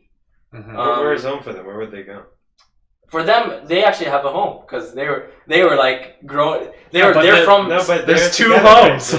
There's two homes. Yeah. Which one do you go to? So here's the thing. My dad is full Tunisian and my mom is half Tunisian, half Swedish. Oh, really? So both of them have Tunisia in common. So you're not really half Tunisian, half Swedish? No, I'm 25% Swedish. Oh, I didn't know that. That's correct. And he still got the citizenship. I mean, I got it from blood, so yeah. But interestingly, there's this thing where if you get it from blood, but you were not born in Sweden or you never lived in Sweden, when you're 18, you have to tell the Swedish government, I still want to be Swedish, because they think that you just don't want to be Swedish anymore because you've never lived there, you weren't born there, stuff like that. And in some cases, like, you have to sort of prove how you're still Swedish. So like I had to fill out like a bunch of like documents saying like I went to Sweden all the time during the summer. I have a bunch of family that live there, blah, blah, blah. Like, I essentially had to prove I was Swedish still. And then they said, yes, you are still Swedish, and now you're Swedish until the rest of your life. Wait, that's kind of scary, though, because it is. If you didn't have that, right? Yes. If you lost that, yes, you would have no citizenship anywhere. No, wrong. They don't do that if you have...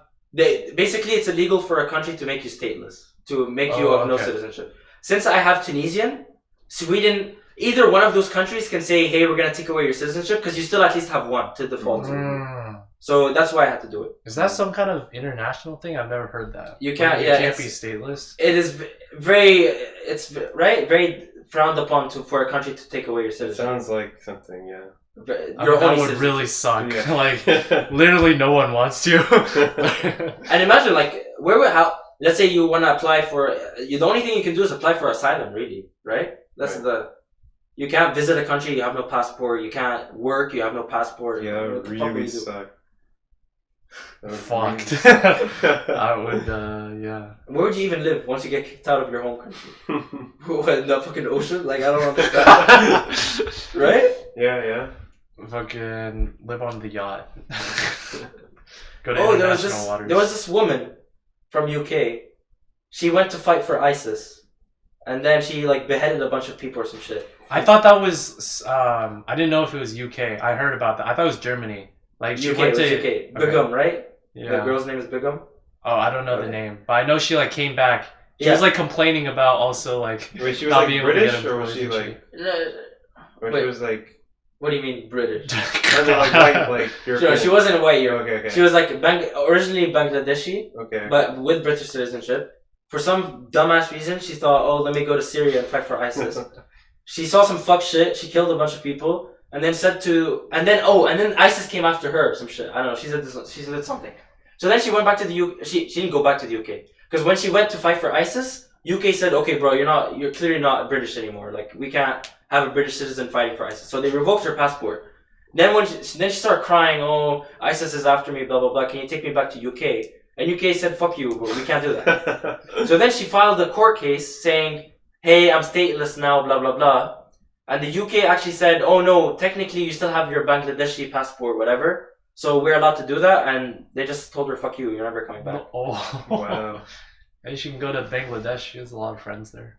A lot of people there. Honestly, deserved, bro. You go fight for ISIS, you go killing people. Bangladesh is hell. Is that what we're saying? You deserve to be stateless, bro. Fucking hell. Yeah, makes sense. Let's see. Roblox. Why don't we move on to that? Oh boy. Yeah. Good topic. So, how did this all start? Where did Roblox begin for you? Oh, bro, I could get doxxed. Oh. Does nobody know your true identity? No one even knows my first name. Ooh. Okay, we will anonymize a lot. We'll talk in general terms, right? In general. Okay, basically I run a virtual. So let's explain what Roblox is, because a lot of people don't know what the fuck it is. They think it's some kids game where people play, stuff. Roblox essentially, if you guys know what Unity is, like Unity, the game development platform, Roblox is like that. What they do is they provide a platform for developers to create games on it. And the probably biggest benefit, let's say you create a game and you put it on Steam. You have to host your own servers, you have to host your own multiplayer, blah, blah, blah, blah. Roblox, what they do is they say, here, you can create games using our platform, and we'll host the servers for you, and we'll do all of that. So basically, there's no cost for a developer to create a game on Roblox, other than just time. So, I created this game, okay? We're not gonna go into more detail. It's a role-playing game. So it's very in-depth roleplay, like very hardcore roleplay, like more than you'd see like on pretty much any other game. Like we have people like publishing like documents and people actually like filling out applications for different roles in our society and stuff like that. And it's expanded a lot. So we have a Discord server with like people in it, regularly chatting and shit. We have a game played like times, stuff like that. Shouldn't have said those exact numbers. I was thinking when you said that too much, too identifiable. Okay. When you said you developed it or like created it, sure. Like you created it from the ground up. Correct. I created it from the ground up back in. Wow. Back in a year, okay, some specified year, but this was a long time ago, and this was back when my development skills were shit. Imagine I was back in like middle school at this time, creating games. So like obviously the game at first was very crappy. Over time, of course, with time I became a better dev. I took APCS, stuff like that. So I just started becoming better. And of course, a lot of our members of our community care about the game a lot, so they didn't mind also sharing some of their expertise in 3D modeling or graphic design or programming. So they would also join the team as volunteers. And so very quickly, now we have like double-digit number of devs. I'm just gonna leave it at that. So So yeah, and they're all just contributing to the game and stuff like that, and it's great. But you're still like the top dog. Correct. man. I'm the founder.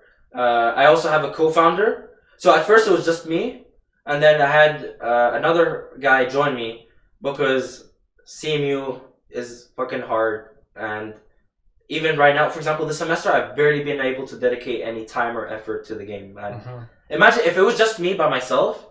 Imagine you're a member of this role-playing community, and the top guy is like inactive, barely gets online.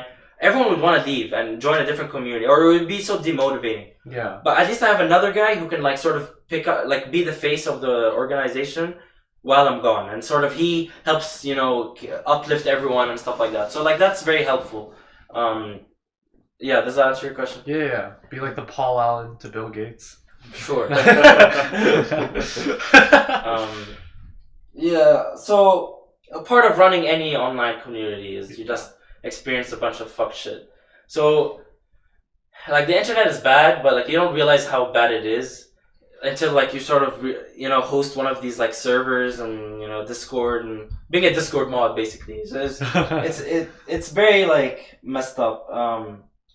Especially considering this is a roleplay community, right? It's not like just a generic Roblox game where you just fight to the death or Tycoon or whatever. These generic games. This is like an actual role-playing community, so everyone knows each other. People dedicate thousands of hours into our game, stuff like that. So you will have people.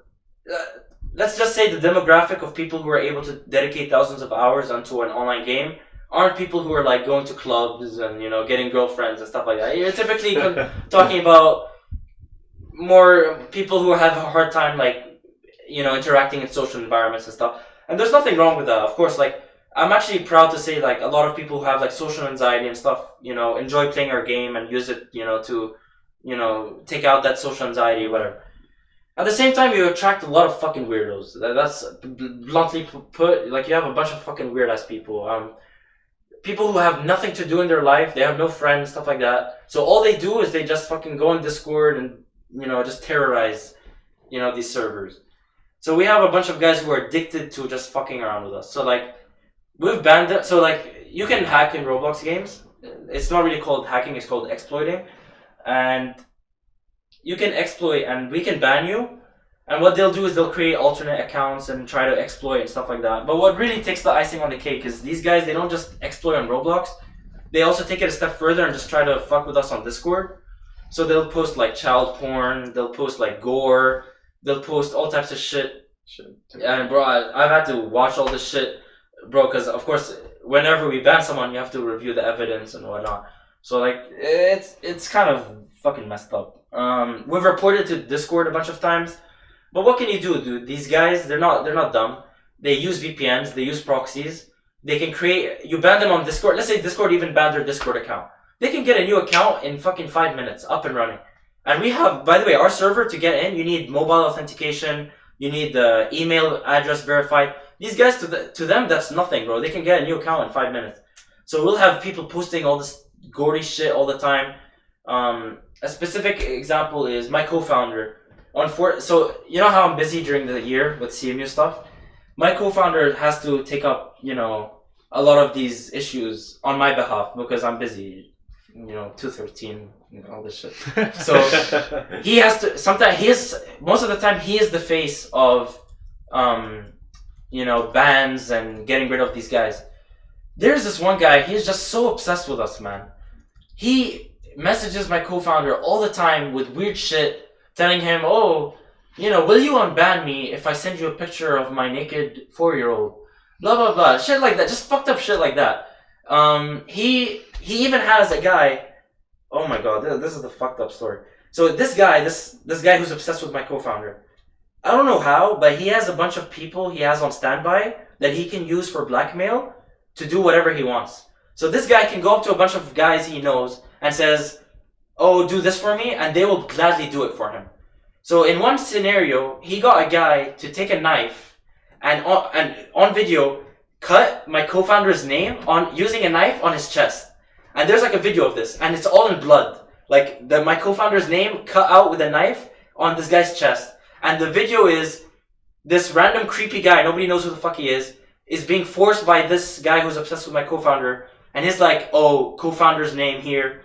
If you don't if you don't unban me, I'm gonna cut your name with a knife or some shit like that. And then that creepy guy just sent it over to my co-founder, and the co-founder's just like, bro, what did I even do with this? So like, we want to go to the police, but how can we go to the police? It's a bunch of random shit.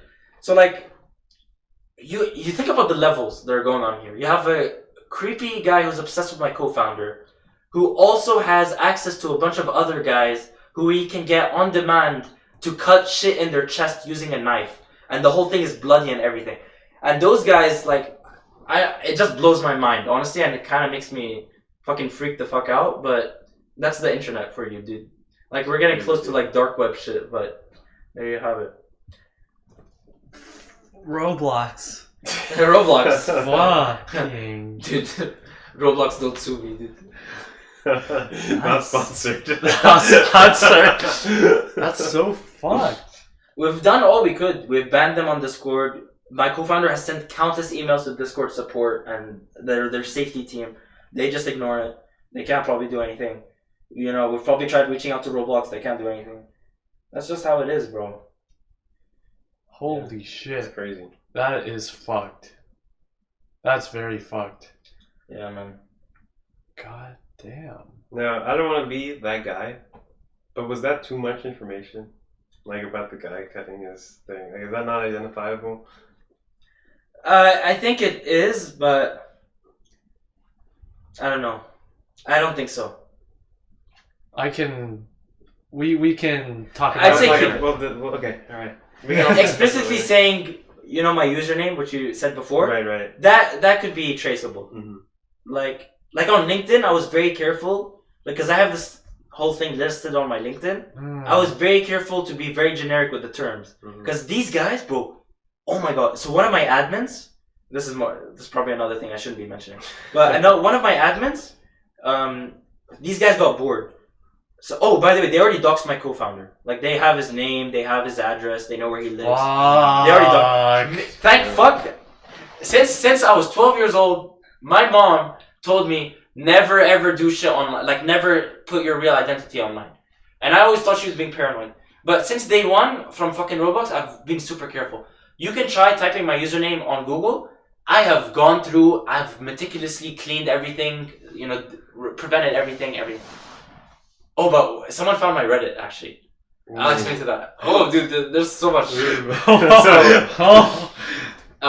So anyways, on my LinkedIn, I've made sure that no one can, like you know what the group is actually about. If you type any of those keywords, it won't come up. So I've made sure to generalize it very much. No username, none of that. I don't think I even use the word Roblox on my LinkedIn. I think I just write online game. I've been very careful. They found my Reddit. I forgot how. I think on Reddit. So my username on Reddit is. I think one of those. I'm not gonna say the first half or the second half. One of those halves. You guys know which half. I'm gonna bleep out both. I'm gonna just bleep out both. One of those halves. I don't know how the fuck how, but they found it. So thankfully, I don't use Reddit much. But I had a couple posts on CMU. So they know I go to CMU. But that's about it. Oh my god. Oh shit. What the fuck? Wait, this might be too much. I think It's alright. This is ridiculous. What? That's crazy, dude. Dude, I'm gonna see the link to this podcast posted in general chat. Oh. At my username. Haha, we got you, bitch. We're gonna get so many views. Oh, Holy terrible, shit. dude. Wait, like they replied to your post? How do you know they found your Reddit? Someone reached an alternate account, brand new Discord created account, was like, hey, nice Reddit account. I looked at it, my mouth dropped. Bro, this is why nobody knows my first name. Like, people always ask me, hey, what should I refer you as? Because, like, I could just tell them, like, my name's James, or my name's, whatever. But, like, even just indulging that, how many Ayoubs do there exist on the fucking world? Like, I'm sure, like, you can type Ayoub, whatever, and I'm sure it wouldn't be that hard to find me. Mm-hmm. So I know... Especially if they know where you go to school. Yeah, it's just fucked. It's probably gonna find on LinkedIn if you do, like... Yeah, you're like the first person to come up and Yeah, say Ayoub Oh CMU. my Yeah. lord. So yeah. Dude, what? I never knew. The only person who knows my identity is my co-founder. That's it. Like, I have him on Snapchat. He's the only guy I've had on. Dude, I've had a bunch of I've had a bunch of girls in the community like reach out to me. You know, they want the founder dick. You know, bro. People are attracted to people in power. Like, I don't know if they want to do it because they can get a free rank up or free like in-game money or something, or they're just actually attracted to me, my Roblox avatar. I don't know. But like, honestly, back when I was like 15, it was pretty tempting, bro. As a young, you know, middle school kid, whatever, high school kid, it was pretty tempting. But at the end of the day, I was like, bro, I can't, because once my first name is out or anything, like, I'm screwed. So I'm very careful whenever I type in general chat. I'm very careful what I say. You know, I only talk about like more personal things in like private, like our mod chat or our developer chat or something like that. Bro, what if they got an inside mole? Like, how do you screen the people you recruit? Honestly, even do it's rare, and I just at that point I just don't care. Like, even if I do get doxxed, what's the worst thing that can happen to me? Like, at the end of the day, like, I get swatted, maybe possibly gunned down, but like that's like the worst thing. What's the worst thing? My one on center report. SWAT open. Yeah. Fucking hell. But like, maybe like they email like CMU and make up bullshit. Oh, this Ayoub is a pedophile. Expel him. Blah blah blah. Like, they could very well they could do that. Like, it's very possible. That's why I'm just trying to avoid it. But it's not the end of the world. It's not the end of the world. Like, one of our one of our high-ranking guys, his profile picture on Discord was his face, and he told everyone his name, and he didn't care. He didn't care. Nothing happened to him. Mm-hmm. So. Oh, nothing happened to him. So like, they didn't harass him either. They didn't harass him. I think they go after us because we're the founders. So like, we actually have like his role was like a temporary assignment. He was, I want to say it, but like, I can't. They want the big dick power. That's what they want. Dude. You have to be careful. Bro, when I found out, they found out my Reddit, I was like, fuck, dude. Thank God I only talked about CMU on there. Recently, I searched up, very recently, so one of my admins, fuck, I don't even know how. This is fucking crazy shit. One of my admins is walking around. Oh, can you please bleep that? Oh shit. Dude, we have to very carefully listen to this podcast and get rid of it. Oh. That one for sure, bleep. Okay.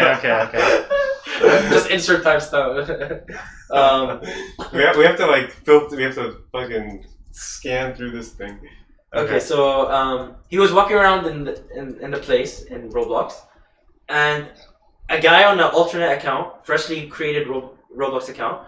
I'm like almost like censoring myself. I was about to censor Roblox, but like, it's fine. A guy comes up to him and is like, "Hey, name. Here's the password you used on an account on one of your accounts." And the guy was like, "How do you know one of my old passwords?" So supposedly what they did was they were able to, like, using his Roblox username, they were able to like search up, because you know how, for example, let's say the real cheese man, okay? Let's say you use that same username on Reddit, or like, you know how Tejas Effects, his Reddit username is also Tejas Effects. Mm-hmm. Same thing, like his Roblox username he used for other sites. So this guy, what he did was he did some intense researching, and you know how there's often data breaches where passwords get leaked. He looked at one of these, you know, leaked password breaches, whatever, searched up his username and got one of his old passwords. And he went up to him in game and was like, "Hey, imagine your password is like apples123. Someone comes up to you and says, 'Hey, apples123.' You would shit your fucking pants. So yeah, we did that. We banned him, of course. He filed an appeal and said, "Why did I get banned?" And I told him, you fucking idiot. You said one of the passwords of our admins. What do you think would happen? But they only file appeals to waste our time. Like, they're doing it to troll, obviously. Like, they knew like there was no basis for the appeal. So yeah, after that happened, I went on the internet. I searched for my Roblox username everywhere, and I found it on like these random forum sites I used back in 2013. I sent them an email. These random forum sites. I'm like, "I am an EU resident. GDPR. GDPR. I swear to God, I was like GDPR. Delete my account. Wipe my name off Google. I don't want any of this shit. Oh my God, dude. So. Dude, you're making me paranoid. Wait, what is thinking GDPR? It's General Data Protection Regulations. It's like EU. My project at Amazon was related with it, where it was basically, my project was like focused on if customers requested their data that Amazon stores in this particular team that I was working on, if they request their data to be deleted, then you have to like comply with that. And it's part of GDPR, where EU people can request like all of their data. They can request like tech companies and shit. Like you have to delete all the shit that you have. It's a requirement. What makes it OP is it's a requirement. So in the US, they have no privacy laws, but in the EU, it's fucking OP. Like if we have one privacy law, and that's the Roe v. Wade one. Oh, wow, so good. If an EU guy comes up to you and says delete my shit, they have to do it. Otherwise, I don't know what the consequence is, but it's a lot of fuck shit. So it's OP, bro. Like you can go to any company and be like, delete my shit, or else you're getting a lawsuit. and people are scared, and they would do it. So yeah. Wow. I mean, yeah, like just makes more sense to do it than risk a lawsuit, I guess. EU is good, dude. EU, they have a lot of good laws. Honestly, they protect their citizens well. Would you be down living in the EU? Future work employment area? Not sponsored. Not sponsored, but I don't think so. I kind of want to move, you know. It's a great place to be. It's a great place to be. I agree. Yeah, I didn't know any. I thought Roblox was like all the memes, man. They're always kids games. If I created a random game which was nothing to do with roleplay, let's say it was like a game like GTA, like you just go on a server and you just kill people. No, we wouldn't have creepos like this that invested because they have nothing to be invested in. You're just every day you're playing with random kids. In my thing, it's real people who spend hours every day. It's a roleplay thing. So if they're a troll, then they will actually gain notoriety in the thing because everyone knows like, oh, that guy's a troll, and that kind of makes them feel good. But if you're playing, let's say you could open CS:GO. Let's say you're trolling in CS:GO. Who the fuck cares? No one cares. There's millions of CS:GO players. Same thing with other Roblox games. There's some Roblox games with hundreds of thousands of players every day. So if you're a troll there, no one cares. But if you're a troll on like a server, like like a CMU server, for example, everyone in CMU will be like, oh, this guy's a troll. And that will make the troll feel super happy. And that will make the troll want to come back and keep doing fuck shit and try to terrorize everyone and stuff like that. So it's not really a Roblox problem, it's just the fundamental, like, you know, a group, you know? They want attention. Yeah, they just want attention. So. All right, let's move away from that creepy fucking shit. I didn't know it was so fucked. Let's go back to we're all here at CMU, right? Correct. What in the end made you decide to come to CMU in general? What in the end? Yeah. Ranking. Did you have like a decision between like different schools that you had to make? I did, but I mean it was very easy. CS ranking is number 1. IS ranking is number 1. I mean, it would have been stupid for me not to have gone.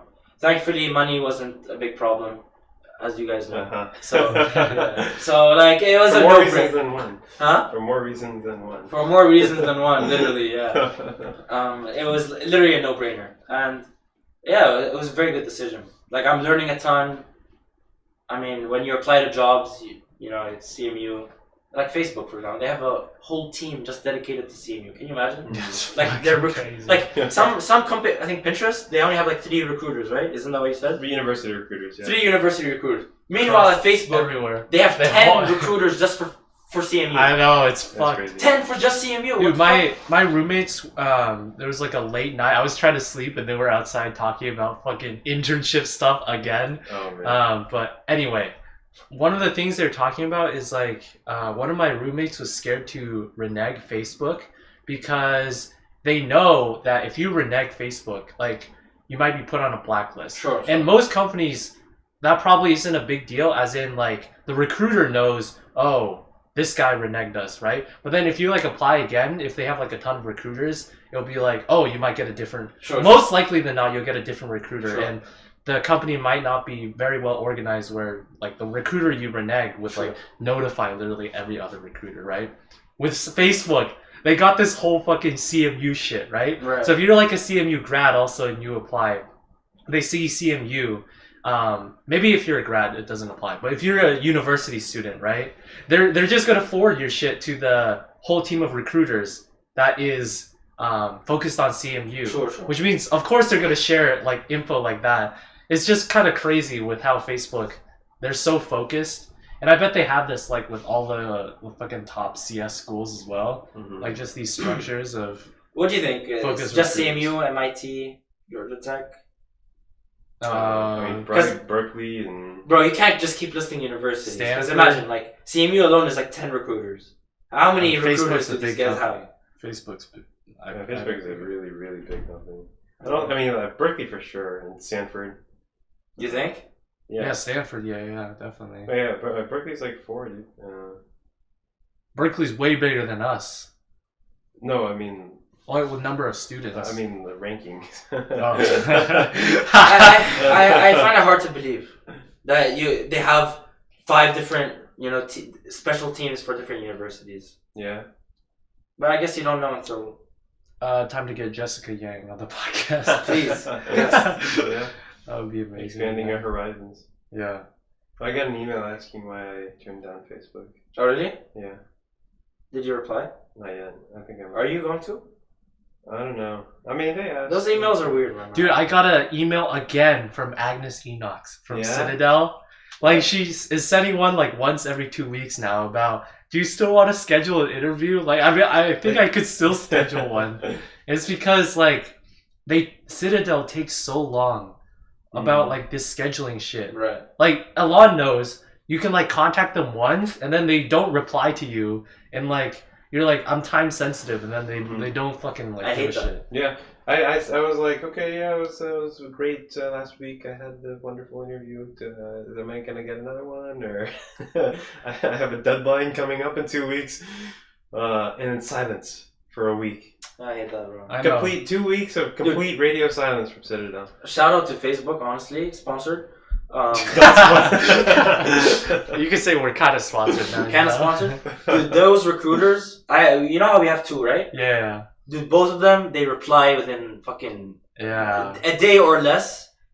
Super nice, super friendly, accommodating. Mm-hmm. Bro, they were amazing, top tier, dude. No, yeah. From the time I started my process to the time I got my offer was less than 2 weeks with Facebook. Yeah, the amazing company. Yeah. Even despite all like the media controversies and stuff, I don't know. Everything I've dealt with them from the recruiter's perspective has been amazing. It was a fantastic process. Really. Interviewers were professional. My interviewer went to CMU. Yeah. Yeah. CMU grad. We talked about this on a previous podcast. I said I hate it when the recruiters insist on giving you a call. Giving you a call. Yes, I heard this. Oh yeah. Yeah, I was actually listening. Yeah. I said, please email, don't call. What do you think about that? Elon actually said. Elon started talking about how your Citadel. He loves his fucking Optiver. He likes his Optiver. Super personable, right? No, I like that. I like that. If it becomes to, I like having the option. Okay. I want them to be invested and caring. Mm-hmm. And if I don't like it, I'll just tell them stop emailing me. That's fine. Like obviously you're not gonna do that because that's too forward. But I'd rather that than just nothing at all. That just comes across as heartless.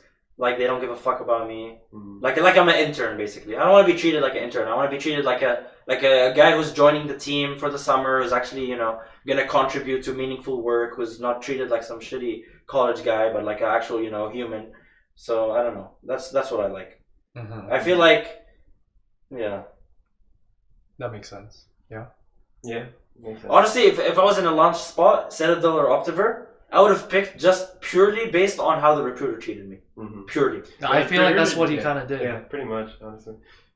They don't deserve. If a recruiter is heartless and just doesn't give a fuck about you, why, dude? That's literally their job. Literally, their whole job is to like recruit people and try to promote the company and stuff. And if the way they're promoting the company is like being dry, not responding to your email for weeks, not aware of your not being accommodating of your timelines and stuff, why would you want to go for a company like that? Yeah, that's great. Yeah, the Optiver recruiter, literally, she moved the intern interview review meeting back a day.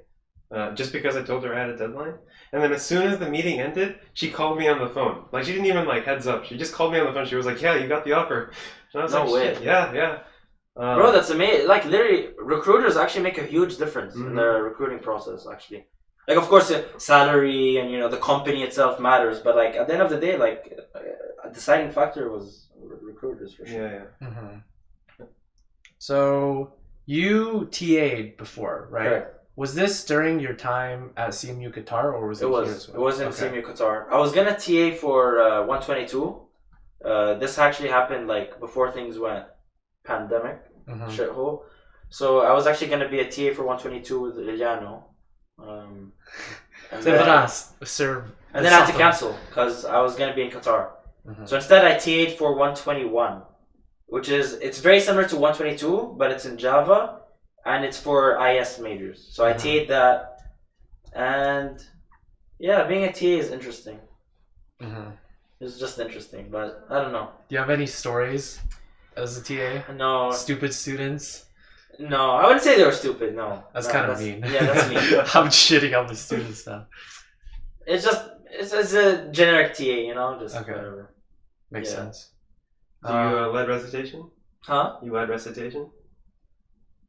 Like taught a recitation. Yes. No, I didn't. But what came? Sorry, I blanked out because I almost got in a fight with one of the other TAs actually. Oh, Yes. Drama. I'm trying to- Yes, that's what we love. Not a physical fight, guys. Of course. You smack him out, or her, Yeah, now with your P90X, you beat him up. or her. Or her, Oh, yeah. that Sorry, would be kind of fucked, but actually equality. Yeah. We should. 2021. I don't remember what it was about, but like, some shit. Basically, in CMU Qatar. Actually, I shouldn't be shit talking about it. I'm not gonna.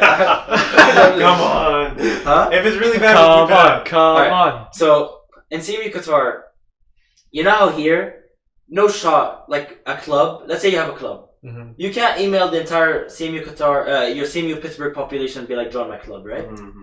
In Qatar, you can, because in a grade, you'll have like max like 100, 200 students in one, freshman, sophomore, whatever. Because it's a smaller community, of course. So the way they have it set up is, and I see the points for and against this. So so what they have is, if you're a club, you can email the entire student body to say, hey guys, we're gonna have a meeting now. Hey guys, we're gonna blah, blah, blah. So me going in, I'm like, bro, what the fuck is this spam? Every day I'm getting spammed from all these clubs telling me join, and I can't even unsubscribe. Like, that's the worst part. I can't unsubscribe. The guy that asked me to unsubscribe from the CMU CS. Oh yeah. What did they say to him? I don't know, but he emailed the entire mailing Wait, list. what was asking to the be unsubscribed. email again? Was it about like internship opportunities or I something? don't even remember. It was some kind of thing to help students, like Right. opportunities or something. He's like, I don't need this. Fuck out of here. The probably guy already had Fang off. Yeah. So you can't unsubscribe, bro. It was fucking annoying. That one semester. Normally, I'm very good with my inbox. I try to make sure that inbox had like 5,000 unread. It was fucking ridiculous. This guy comes along and he's like, "Oh, so here's the thing. Still going back to the email. The good thing about it is it's a very tight knit community. If you have a club and you want to, get awareness and get a ton of people joining, you can do that very easily by literally emailing the entire student population. In Pittsburgh, how would you get people to join your club? You put a poster on the board in fucking Wien or some shit? Like, who's gonna read that? You know what I mean? Like, or you go to Club fair. What's it called? Club fair. Club fair? No, there's a more formal name for it. Is it actually called club fair? Where they They set up all the tables. Yeah, club fair. Club fair. Okay, whatever. Club fair. I don't know. I feel like email is better. So like, it's very good, and like the CMU Qatar students, they've been told like, do you want us to get rid of this feature? And they've been like, no, keep it. So it's a culture thing, I guess. They just, it's part of the CMU Qatar culture. So there's this guy. He sent out an email to the entire student population with a survey trying to shit talk, trying to basically I forgot what it was, but he was trying to like say like how the program in CMU Qatar did not benefit him, like it wasn't good enough. So he's trying to email all the CMU Qatar students and try to get them to like say things that are bad about the program. That way they can like present it to like the administration and be like, try to fix it. And so like the effort was commendable. Like if you have a problem, try to fix it. But like to email the entire student population with a survey that's like sort of already leading, saying, "Oh, give us all your negative thoughts." I don't know. I feel like that was a bit biased and stuff. And Maybe he was doing writing about public problems. definitely not. assignment. Definitely not. But that would have been funny. You're writing up public problems. I need to get responses for this survey. Let me send an email to the entire student body. Oh my god. That's I bet your response rate would still be like if you'd only send it to your friends. Yeah, I forgot the details. Like it was. So was it your TA person? That was the person sending this email? Yeah. So then, like in the group chat, the TA group chat with the professor in it as well. I don't know how it came up, but like I like started talking to him about it, and I was arguing him with it, like debating him. I was like, bro, like you shouldn't be doing this stuff. Like as a CMU student, like you should have more like allegiance to like your professors who have like helped you. Mind you, this is like a senior who also won an award. Like what's the award here? Andrew Scholar or whatever the fuck it is. I don't know. No. They have it in CMU Pittsburgh as well. Like the Carnegie Scholar, the guy who the biggest jerk off basically. The guy like the best student with the most extracurriculars, whatever. He won that award in Qatar. I was like, bro, you won this award. You wouldn't have gotten this award without your faculty nominating you. And what are you gonna do? You're gonna backstab all your like professors and shit by sending an email to the entire student population saying, "Hey, give us all the negative shit you can about our school." I was just like, bro, you just don't do that, man. Like, I don't know. You just, I have more allegiance to like my professors, my school community, my stuff like that. Like, I wouldn't go backstab behind my professor's back, go up to every person I know and tell them, "Hey, give us all the shit you can." I feel like there's better ways to enact change and to solicit feedback than to like do something like, I don't know. It's kind of embarrassing as well. Imagine like you're the school administration and you have to deal with like some survey like that was created by a student just like randomly. Like I feel like you could do. There are better ways to go about it. So I don't know. Mm-hmm. Makes sense. What was he saying in response? Well, I could literally pull up the. If I, do you want me to pull up the group chat? Like, just from what you remember. Oh man, We absolutely love the drama. This is gonna be another clip. I can already see it. Oh, this is good. How big are like the staffs? Like 10 TAs? Oh no, it was like TAs? 3 or 4. 3 or 4. Wow. That makes sense. That's like the higher level courses here. Like there's only like very little TAs. Like 451? okay, no. Oh, the guy also said that all of that feedback about the CMU Qatar program would be sent to people from Pittsburgh.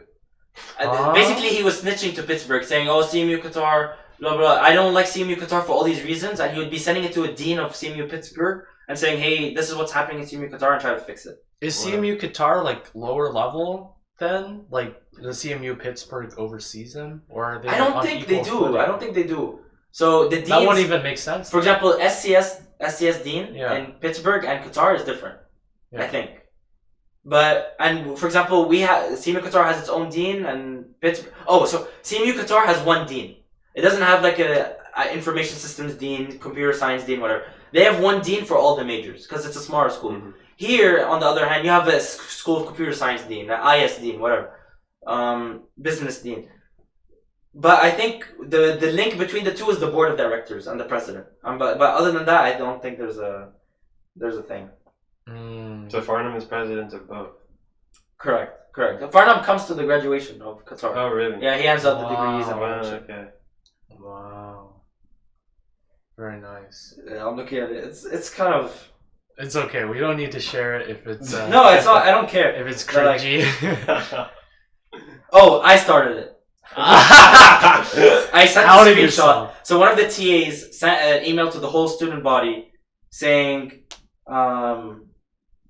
"Please help us push for real change by voicing your concerns to upper management like Dietrich College and the Dean of CMU Qatar," and sends the survey link.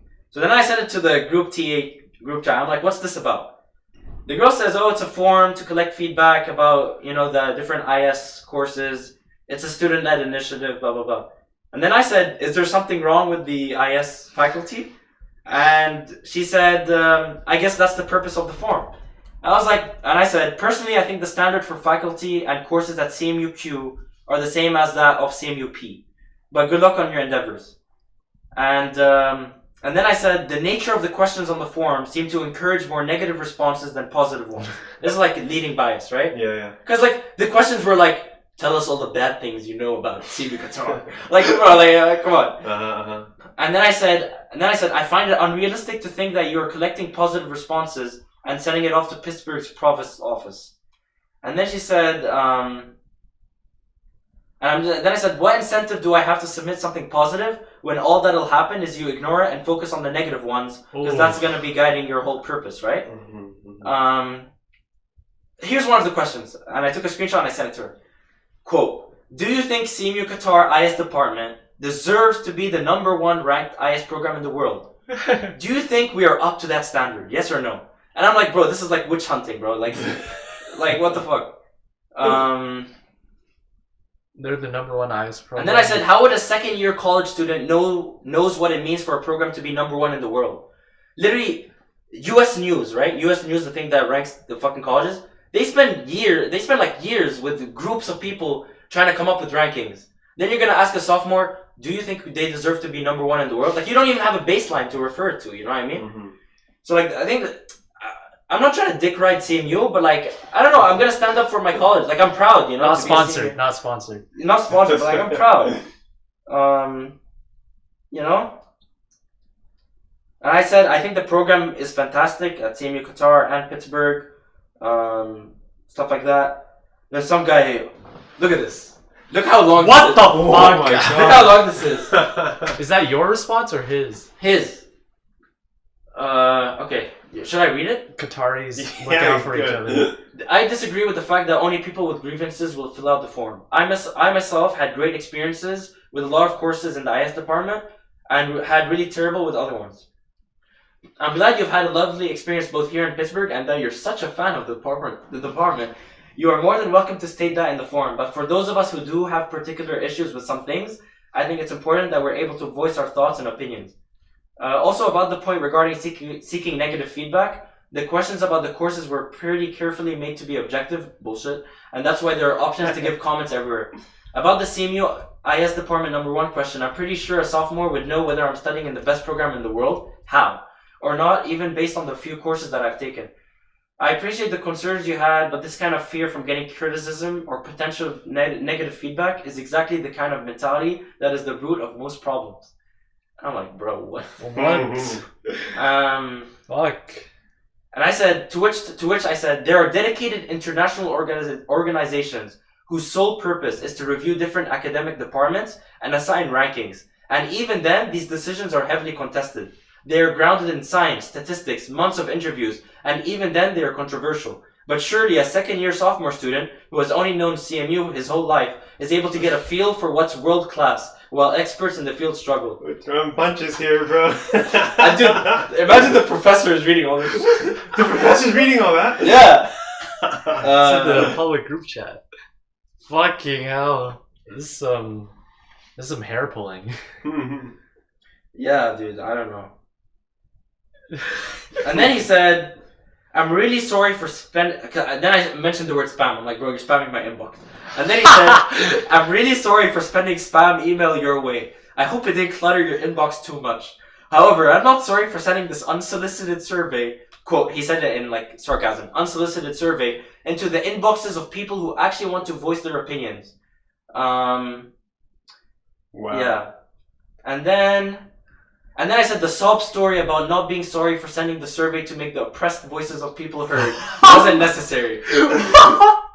And then I was like, "Bro." Anyways, the professor comes in and he's like, "I can tell that what you guys are working on is quite contentious. I hope that everyone can remain cordial when working together despite differences of opinion." And then no one talked after that. Would you say that relations were strained with those TAs afterwards? Yes. But like, not like we talk much anyway. Dude, I don't know. I if someone was to shit talk my high school, I'd defend it as well.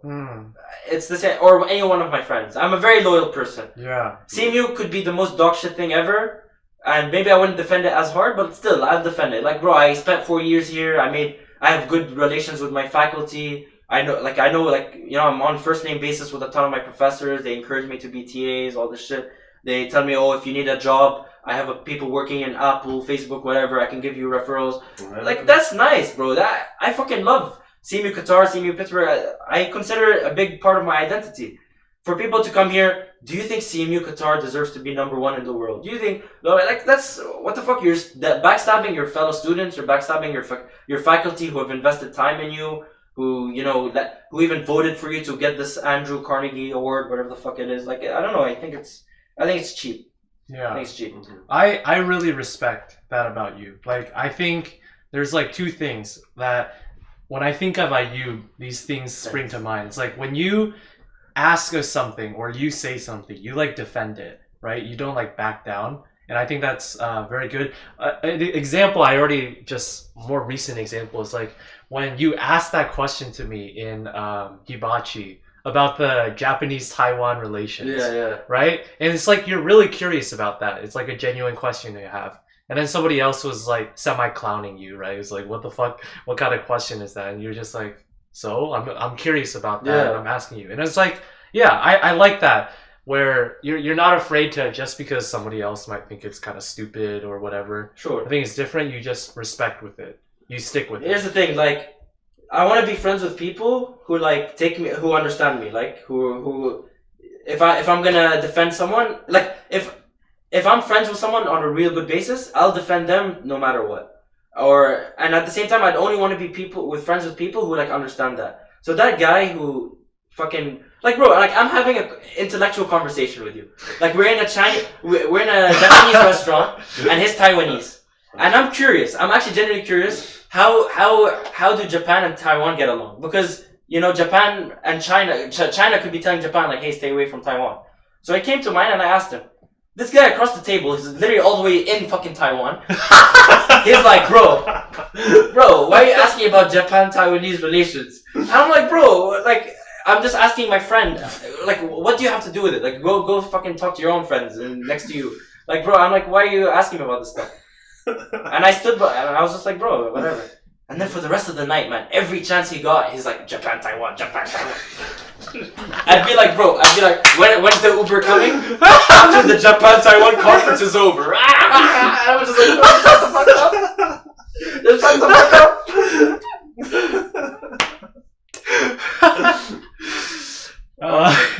That gets to the second thing that I really like, which is how direct you are a lot of the times. Yeah, you are not afraid to speak your mind. That is the thing that I like the most about you, mate. It makes it so funny also a lot of the times. It's just like you say what's on your mind and you phrase it in a semi-blunt way. People might interpret it as blunt, but I think it's funny a lot of the time. It is. It has a lot of comedic stuff. It has a very, At the same time, like, I try to be sort of, lighthearted, but at the same time, like, I'm not scared to speak my mind. You want to cancel me? Go for cancel me. I'm sure this whole podcast is material for my haters. All my haters want to take snippets. You want to snip it and cancel me? Here you go, dude. Oh my god, that's good. Let's talk about some general CMU stuff. Sure. What do you think? Favorite, worst class so far you've taken? Any ideas? Best and worst. Yeah. Ooh. Best. Would you say the current class you're taking, that's taking a lot of your time, would be 213? Or I was saying 150, because... I wouldn't say it's the worst. Here's the thing. I actually respect 150. Like, okay. After the homework is submitted, I sort of sit back and I'm like, oh, you know what? That's not too bad. I kind of like functional programming. But during the homework. During the homework, man, bro, they release the homework Wednesday. It's due Tuesday. It's not even like a full week to do it. It's fucking stressful. I don't know, man. It's... Yeah, the content... I like the content, but like, the exams and the midterms and all this shit... It's just, it makes you not like the material. I like 213 a lot. It is honestly, honest to God, one of the most organized, structured classes I've ever taken. Mm-hmm. You look at the labs, every lab has a fucking driver, which auto-grades everything. Mm-hmm. fucking Shell Lab, it was telling me warnings. Oh, you didn't unblock the signal. Like they've you know they help you out so much. They've the amount of homework, like the labs aren't like some TA jerking off putting random problems. Like the amount of hours they probably spent just to conceptualize the labs. It honestly, hats off to the 213 TAs. Like not even TAs, the professors, all the drivers and make and all this shit. Like, it's all done for you. Like it's actually really good. So super well structured class. We're best class. I don't know, man. The 213 is actually so well structured that other universities like copy. Like Yeah. UT Austin, my friends there, they use the same textbook. They say the reason you see the number 15213 here so much is because that's the zip code of CMU. No shot. That's what they say. No shot. Yeah. They use the same labs, right? Yeah, I'm sure they use the they same do. lab. They have the Malik lab and they had Bomb Lab. Yeah. They have Like, the same lab. I'm not saying I did this, but like if you go YouTube bomb lab, you can see people from other universities like doing the same bomb lab, which is kind of crazy. Damn. Wow. Yeah.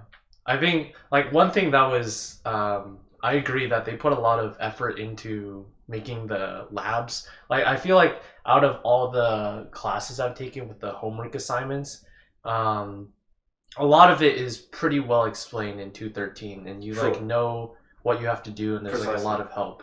And they What I put a like lot of about effort into that. I like how they show you the score in Auto Lab. Yeah, and Honestly, I think that's like the biggest fire, which is just good for students, Mhm. which It's is good you for know students. your score and you have unlimited Can submissions. you imagine you submit Malloc and you don't get the score? Oh my god. Hidden Can test you imagine cases. people's scores? Yeah. If you didn't have a driver that said, "Oh, here's your correctness, here's your performance, here's your throughput," what the fuck? Everyone would get zeros. Malloc hidden test cases.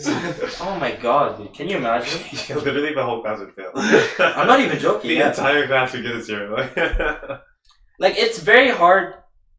I don't want to degrade or like put down students, but like if you give yourself enough time, it's hard not to get a full score on an assignment in 213. Assuming like let's say it's due for like 2 weeks, you use that entire 2 weeks, you go to office hours, stuff like that, you get help. When you submit to Autolab unlimited submissions, they show you your score. Hell, they even show you the traces they run your code on for every fucking lab, the exact traces. It's very hard to not get a very high score at least, if not perfect score. So I really like that. It's good for stress as well. So Highly rated. highly rated. We've talked about 2 CS courses. How about the IS stuff? What do you think about the IS classes? Here's what I like about IS. CS. Here's the problem with CS. It's a bit too theoretical sometimes. Like 150. Like I'm trying to think of an example. There's a bunch of homework assignments. I'm like, dude, what the fuck am I doing? That's like all the homework assignments. Literally, yeah, all. Really? Except maybe sequences I'll use in 210. But like, I'm trying to think of like Dude, point-free programming? Oh my god. dude, What is that's that? What not- even is that? That's the thing where you're not allowed to use like let statements or whatever, and you can only use the names of functions in order to write your thing. Yeah, like it's like map o. Oh. Yeah. Oh yeah. It's so fucking stupid. I was never able to understand that. Literally, I was like praying it was not on the test. Yeah, what I like about IS, very practical. The whole thing, everything we're doing is fucking practical. I took my first freshman year, I took a web dev course. The whole thing was just web dev. Sophomore year, I took an SQL course. Literally building out an SQL database with a website that uses PHP, all from scratch. No libraries, nothing. The website uses PHP, connects to the database. You have to provide the ports and all that shit. You have to write all the select statements, the insert statements. No easy work done for you, nothing. So like I built like a full website, full web development project on my own. That is so practical, bro. Now I feel like I can do whatever the fuck I want. I can do whatever. Like if there's a project coming my way, I can do it. Spring semester, the semester before this one, it was a full web application development course, building websites using Rails and Ruby and all types of shit. The model view controller, all that super practical stuff. Next semester, I'm taking a course. It's a fundamental IS course where you have to pair with like a non-profit organization and actually do like a tech project for them. So like it's essentially like an internship. The whole course is like an internship. They have like a real need or problem. Like, oh, we need like what have some people done? Like for example, let's say you're like a small business and you don't use technology. We come in and say, hey, we know how to do databases, we know how to do websites, we know how to blah blah blah. We can turn your restaurant into using a full database that logs every order, that logs every stuff like that. And so we are actually using applied knowledge to help real people that actually need it. The semester after, you get the point. So like it's very practical, like learning a bunch of real skills, which I feel like I don't get in CS courses. Like I don't know how to build full applications. I don't know how to use databases. I don't know how to do any of that shit. Instead, I'm learning how to fucking write malloc. Like it's different use cases. So I don't know. But to have both, I think is very powerful as well. So doing the IS and CS, I think was a very good call.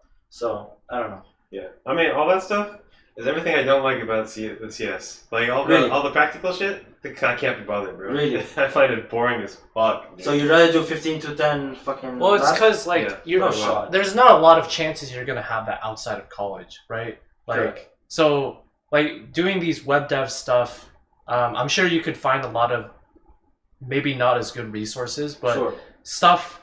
A lot of people probably teach that kind of stuff, right? For sure. And I think the malloc stuff, that's gonna be harder to find. It's probably still out there on YouTube, but I think the goal of like the CS shit is probably to let students explore this kind of stuff in college in a more structured environment where they normally wouldn't have such structure to try these kinds of things. I also feel like it's much harder to learn this stuff outside of school because the time you need to sit down and spend to on malloc. Yeah, like that kind of thing, like it loses you money if you have to sit down and spend time to learn that stuff. Right? I mean, it's true. You're probably not going to use it most of the time, but I mean, the entire bachelor's CS degree you can do in a master's CS program at CMU in 2 years, right? Yeah. They take the same course. Their entry level course is 213, then you do 210. Like it's like I don't know. I feel like it's not necessarily you have to do it now in your bachelor's. Like you can always do a 2 years master's at CMU and learn everything. True. That's a good point. Do you plan on doing masters afterwards? I don't think so. What would I do with CS? I mean, is there masters in IS? Probably not. There is masters in IS. Okay. But why? Tech industry is one of the few industries where you don't need a fucking master's. Yeah, true. You know how many people just straight out Citadel 400k salary and then just chilling the rest of your life? Like, who gets a master's really? Opt to burn their marbles. Maybe when I'm 30 or something, I might do like an MBA, like a Wharton MBA or Harvard MBA, and then like go into like more of leadership, you know, like Bezos type, you know, like force engineers to do this. You know, wake up in cold sweats. Yeah. Maybe not 30. 30 is a bit too late. Man. Is it? I don't know. You don't hear about people going back to school when they're 30, right? Bro, masters, MBA, it's all like... When you're 30? You're expected to be like... You're not expected to be 20, dude. Not 20. Like 25, you know? Like 20. Maybe, yeah. If you work a couple years and... Because a lot of them are actually like executives in those programs. Like they encourage you to be like not CEO, but like very close. Because that's the whole point. It's like to get you to the next level, to be like a CEO. Why would it be too late by then? Not too late, but like it seems kind of old, you know. I mean, it's never too late to get an education. If you're out there, you know, you want to go back to school and learn some new skills, it's not too late. Not sponsored by schools. Not CMU referral code. Imagine that referral code. Bro. That's with the internships, fucking referral links. 20% off the application fee. Oh my god. Or for college apps, bro. Creator codes, just like in Fortnite. You use it, we get a bonus. Yeah. Free grades. Stuff like that. How about professors? We talked about classes. Do you want to out any professors you really like or disliked? IS professors were all great. CS professors, most of my CS professors have just been like online or not showing up to lecture. So like, and I feel like do people have good relationships with CS professors? The 251 professor? 251? By far the best Yeah? teacher of any kind that I've ever. But like, do you have a personal relationship with him? Sorry, Simranji. What I mean is, do you have a? Does he like? A lot of people do. A lot of people do. I'm friends with him on Facebook actually. Someone we know has like Manish. He like literally Yeah, went lunch out to with them. breakfast with them Yeah. or lunch with them. No shot. Yeah. Yeah. A lot of people have good. I mean, I don't talk to any of my professors, so I don't know. But Yeah, I like, don't either. It's a lot not of a people. good thing. No, but that's what I'm talking about. Like talking to your, like who talks to Iliano? Who talks to fucking Iliano. whoever taught 150 in your semester? Okay, I'm never gonna have a good relationship Enderman with or Eliano. what's his name? Enderman. Enderman. Erdman. Enderman. Enderman. Minecraft. Erdman was nice. I'm sure the Imagine team is talking great. to him though, like. I don't know, I feel like you could have an interesting conversation with Erdman. Syntactic sugar. Yeah, like I've connected with all my IS guys on LinkedIn. You know, I know them like on a first name basis, all of them. Mhm. I come into the office, the IS office, they'll be, hey, you, what's up? Really? I Damn. miss you. You know, stuff like that. Super nice, super chill.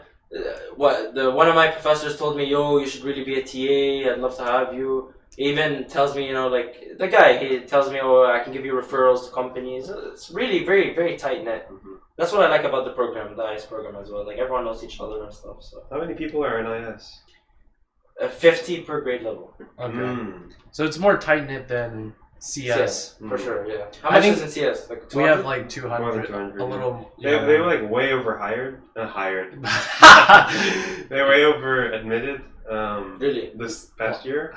So Yeah. it's What? like 300 some. What? Yeah. How are the classes handling that?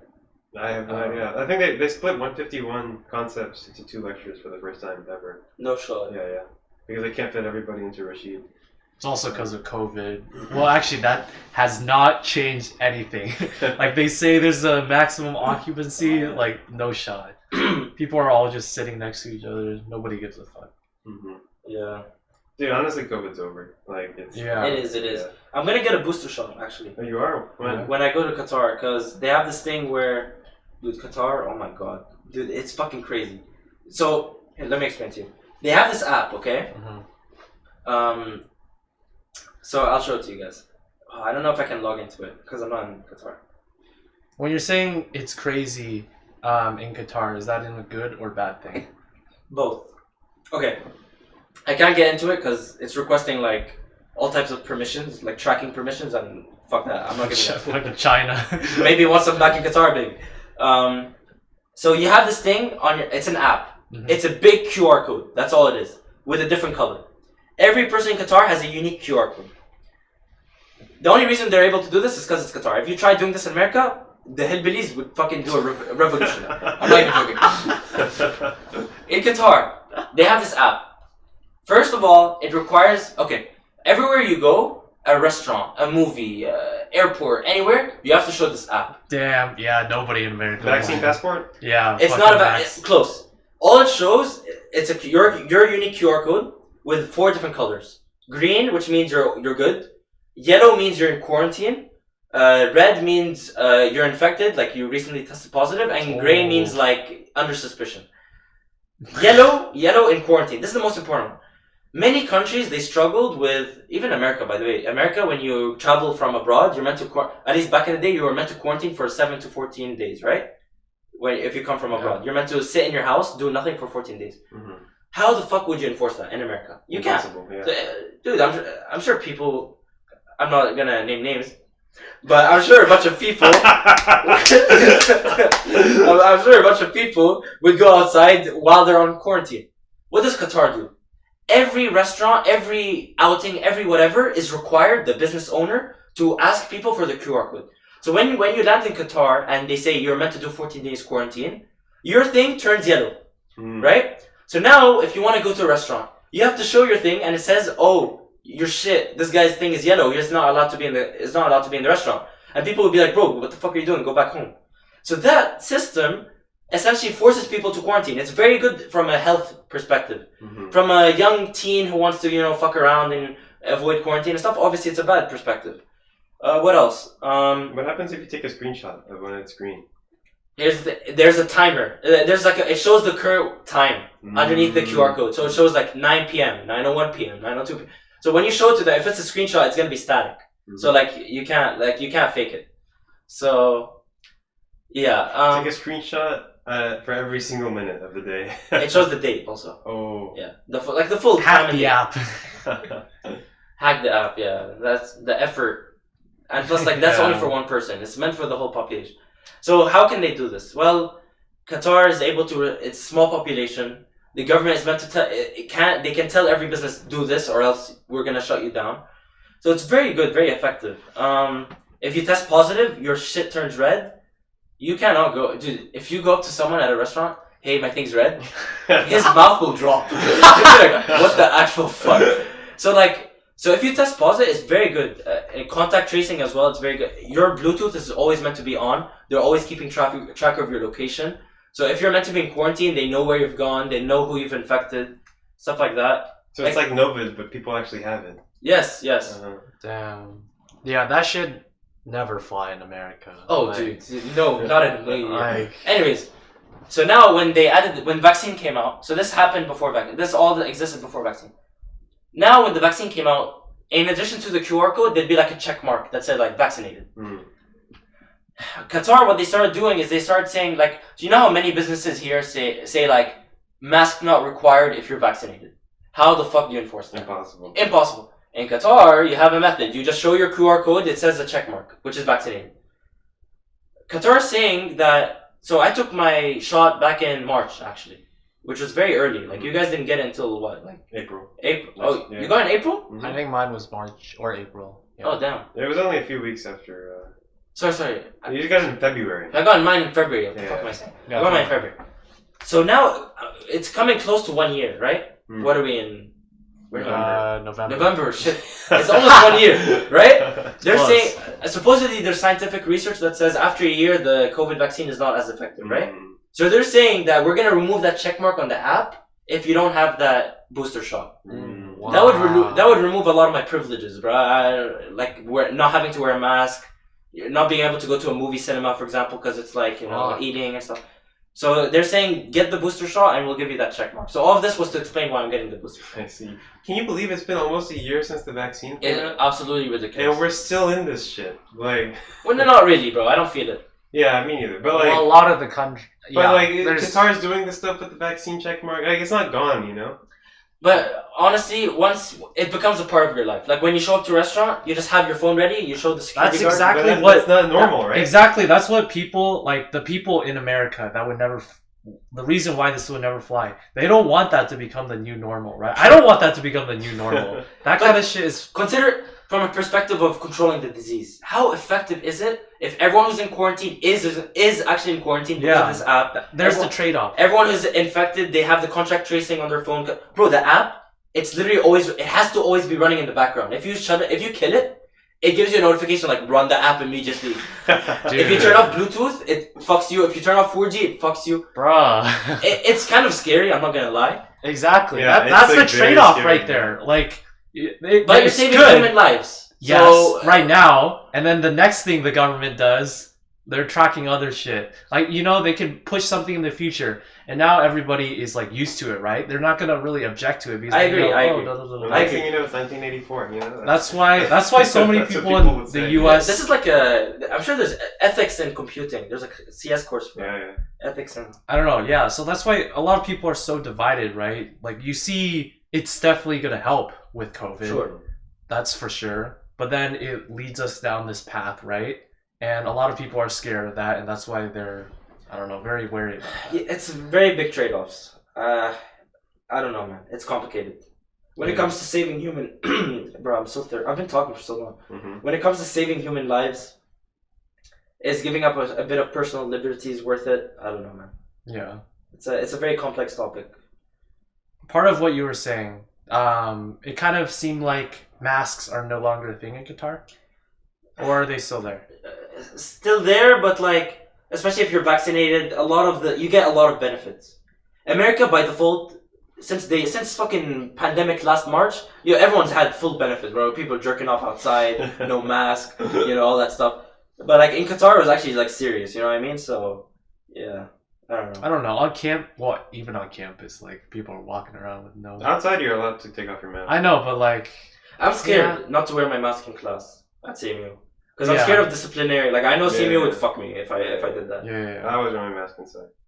But, like, the US government, if they said, wear a mask outside, federal law. Would guys really? They'd never do that. No one would. How would you even begin enforcing that? You can't actually. Literally, the Supreme Court would immediately strike that thing down. Like, would they? Yeah. Also, enforcement is you have to have someone to enforce it, right? And I bet a lot of the police and shit would be like, we're not gonna enforce right, that. like the jaywalking stuff. Who the fuck enforces jaywalk? Yeah. But Qatar, bro. Oh my god, right? There was these robots. There's these robotic robots that walk around on the street with a fucking camera. With a fucking camera. And if they spot a guy without a mask, they'll start speaking to it. Please put on a mask. I'm not even, Oh my What? god! I'm not even joking. Yo! This is the era of money, dude. For robots. Dude, what? I'm not even joking, bro. Dude, No way. wait. Is this tech how high tech is this like fucking Qatar? Because there's this story I saw. Dude, they drive BMW police cars. Like, what?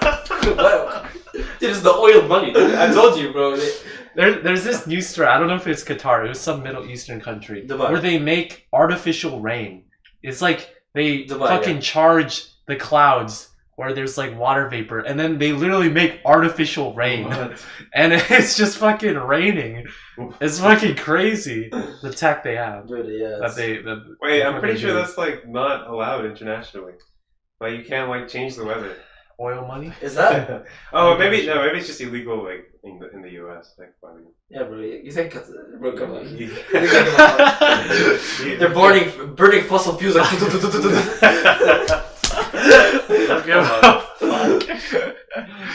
Oh my god.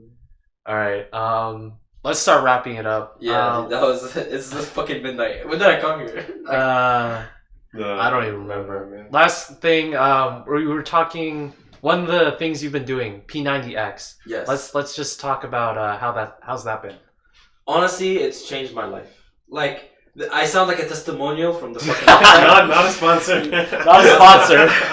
Honestly, it's changed my fucking life. I don't wanna. So this is gonna get a bit sad, but all my life I was never really like content with my body. I had a lot of, especially in middle school, I had a lot of like body image issues. Like especially like I wasn't fat. I was never fat. Just like I never had like abs, and I was like a bit like chubby. You know what I mean? So I don't know. I was never really like happy and content. r/bodyweight fitness or r/fitness, they call that skinny fat. Where Skinny fat. You're not fat, but you're not like muscular. That's what. Yeah, that's what I called myself. Yeah, I was that for a long time. In high school, I did some weightlifting. Part of school. Our school had a fucking gym. Our high school had a gym, and one of the classes you could take in the middle of the day was just like 1 hour 20 minutes of just fucking weightlifting, which was super nice. That helped me get a bit more in shape, but still, I never had abs. You know, like glorified abs. And I knew I could, because I knew I have the body type. Like some people, you look at their body type and you know like they just don't have the athletic body type. You know what I mean? Like you, for example, like I look at you and you could be like fucking you're Chad, like 7-8 pack Sigma male. You know what I mean? Like I can just see, you can just by looking at you, you can just tell. You know what I mean? Okay. Other people, I'm not gonna name names, but like you can just tell, like bro, this guy, like. What? Did I say shit? Did I say shit? No, you did not. You did not say anything. You guys even know what I'm talking about. You could just tell, like. Let's do another clip. Just genetics. It's genetics, right?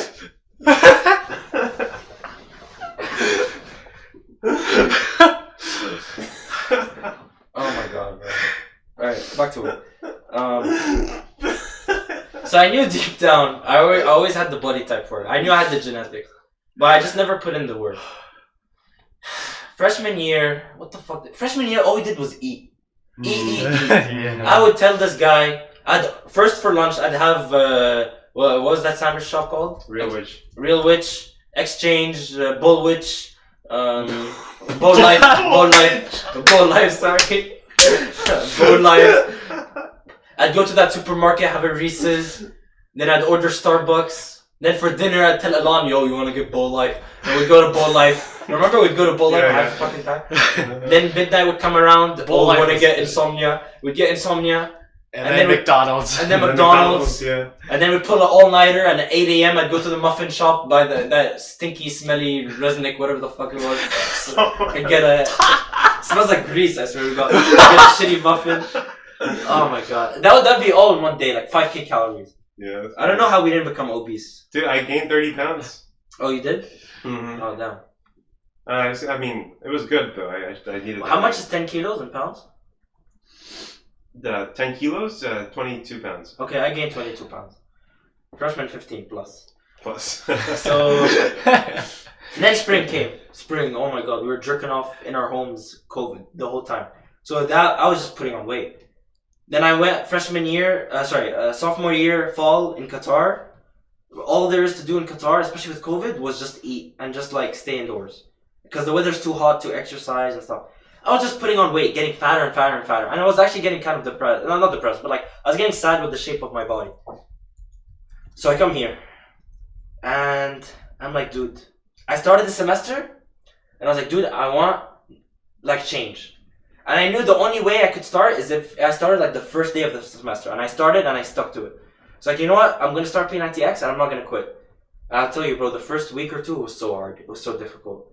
Especially like, it's so tempting to just be like, I have so much work, I just want to go to sleep. Or right now, Right now it's midnight. Oh, I'm just going to go to bed. Like even my eyes, I feel a bit tired. I just want to go to sleep. But what I'm going to do after this, I'm going to go to the gym and start lifting for like 2 hours. Wow. It's crazy.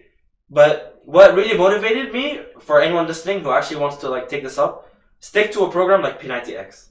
I told Ilan this so many times. If every day you're just going to the gym and saying, oh, today I'll just do weightlifting, or today I'll run on the cardio machine, or today I'll do this. If you're just doing random stuff every day, there's no shot you can stay committed to it. But if you're stuck to a program, every day you're checking off a different day on the calendar. Every day you have this guy who's motivating you on the video saying, oh, come on, do this, do this. Like, you feel responsible. Mm-hmm. And plus, when you're deeply invested like this, I feel guilty. If I was going to skip now, I'd feel guilty because I just threw away 12 weeks of work already. So now there's no shot I can ever skip it. So the first 3, 4, 5 weeks, I didn't notice a difference. Because typically, let's say you're super obese. If you do a program like P90X, in those 4 or 5 weeks, you will notice huge weight, loss. But if you're already skinny fat, as you said, you won't notice much because your body is already in pretty good shape. So these 4 or 5 weeks, I wasn't noticing shit. I was actually getting a bit demotivated. I was like, bro, what's going on? Then, like week 6, week 7, I started noticing some lines on the abs. And I was like, bro, this was actually, honest to God, the first time. Like, I actually had lines on the abs.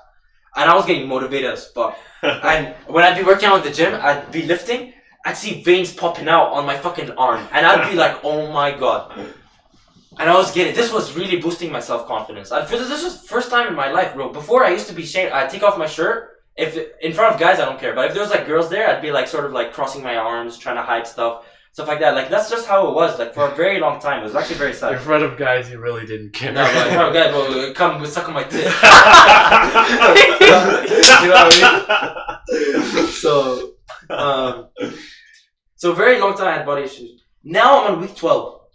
Dude, every time I look at myself in the mirror, I'm like, holy shit. And I just think, bro, this is honestly the best thing I've ever done. And I'll tell you, there were so many days. I'd submit a homework at midnight, Maluk, or 150, or whatever the fuck, and I'd just be like, I'm so tired, I just want to go to sleep. Or so many times, people would be like, oh, we're going to watch a movie in Hammerschlag, come to the apartment. And I'd be like, no, I'm going to go to the gym. I'd rather use that time at the gym. So many sacrifices. And honestly, it's actually been worth it, to be honest. And I'm super happy with where I've gotten. And, I don't feel ashamed about my body anymore. And I'm super happy and confident. And it's been very nice. So I'm super happy with that. Highly recommend. So yeah. Nice. We all love a feel-good story. That's a good wholesome story, for sure. I think that's the best way to end the podcast. Ayoub, I want to really thank you for coming on. Thank you. It was an absolute pleasure. Some good color to this podcast. Yeah, I think this might just be our best episode ever. We say that every time we have a guest episode, but this one actually is, I think, the best episode we've had by far. Oh my God! I'm sorry. It's gonna be so hard to talk. I shot all over you. Gus too. He was also. Oh, was he actually? Oh, he was our first guest. Oh, that's cute. That's cute. He deserves it. Yeah, he was good. He's a good fan. This was amazing. He's the only one that listens to it's Gus. You were a good guest too. That's probably. We love you, Gus. We love you. Our guest episodes are always our better episodes. Also, Seaver. Yeah. And Len. Yeah, they're all good guests. But best 4 episodes probably. So yeah. thank you again. Thank Really you. appreciate it. Yes. I think that's going to be it for this episode. We might have one or two more before we round Wrap out up the the season. Season. So until then, we'll see you next I'll time. see you in season 2, guys. We'll be on season 4. We're Oh, gonna be season on 4? season 4. This is season 3, so Holy shit. we've gone quite a while. And this was it's not. Okay. I thought this was the 25th. This is like the 22nd or 23rd. Something like that. But we're getting up there. We're getting up there. No. Didn't know there was that many. Holy Yeah. shit. Alright. I listen to them when I can. Yeah. Yeah. We appreciate it. We do appreciate that. Thanks again for coming on, Of course. and for everybody else listening, we'll see you next time. Have a good night.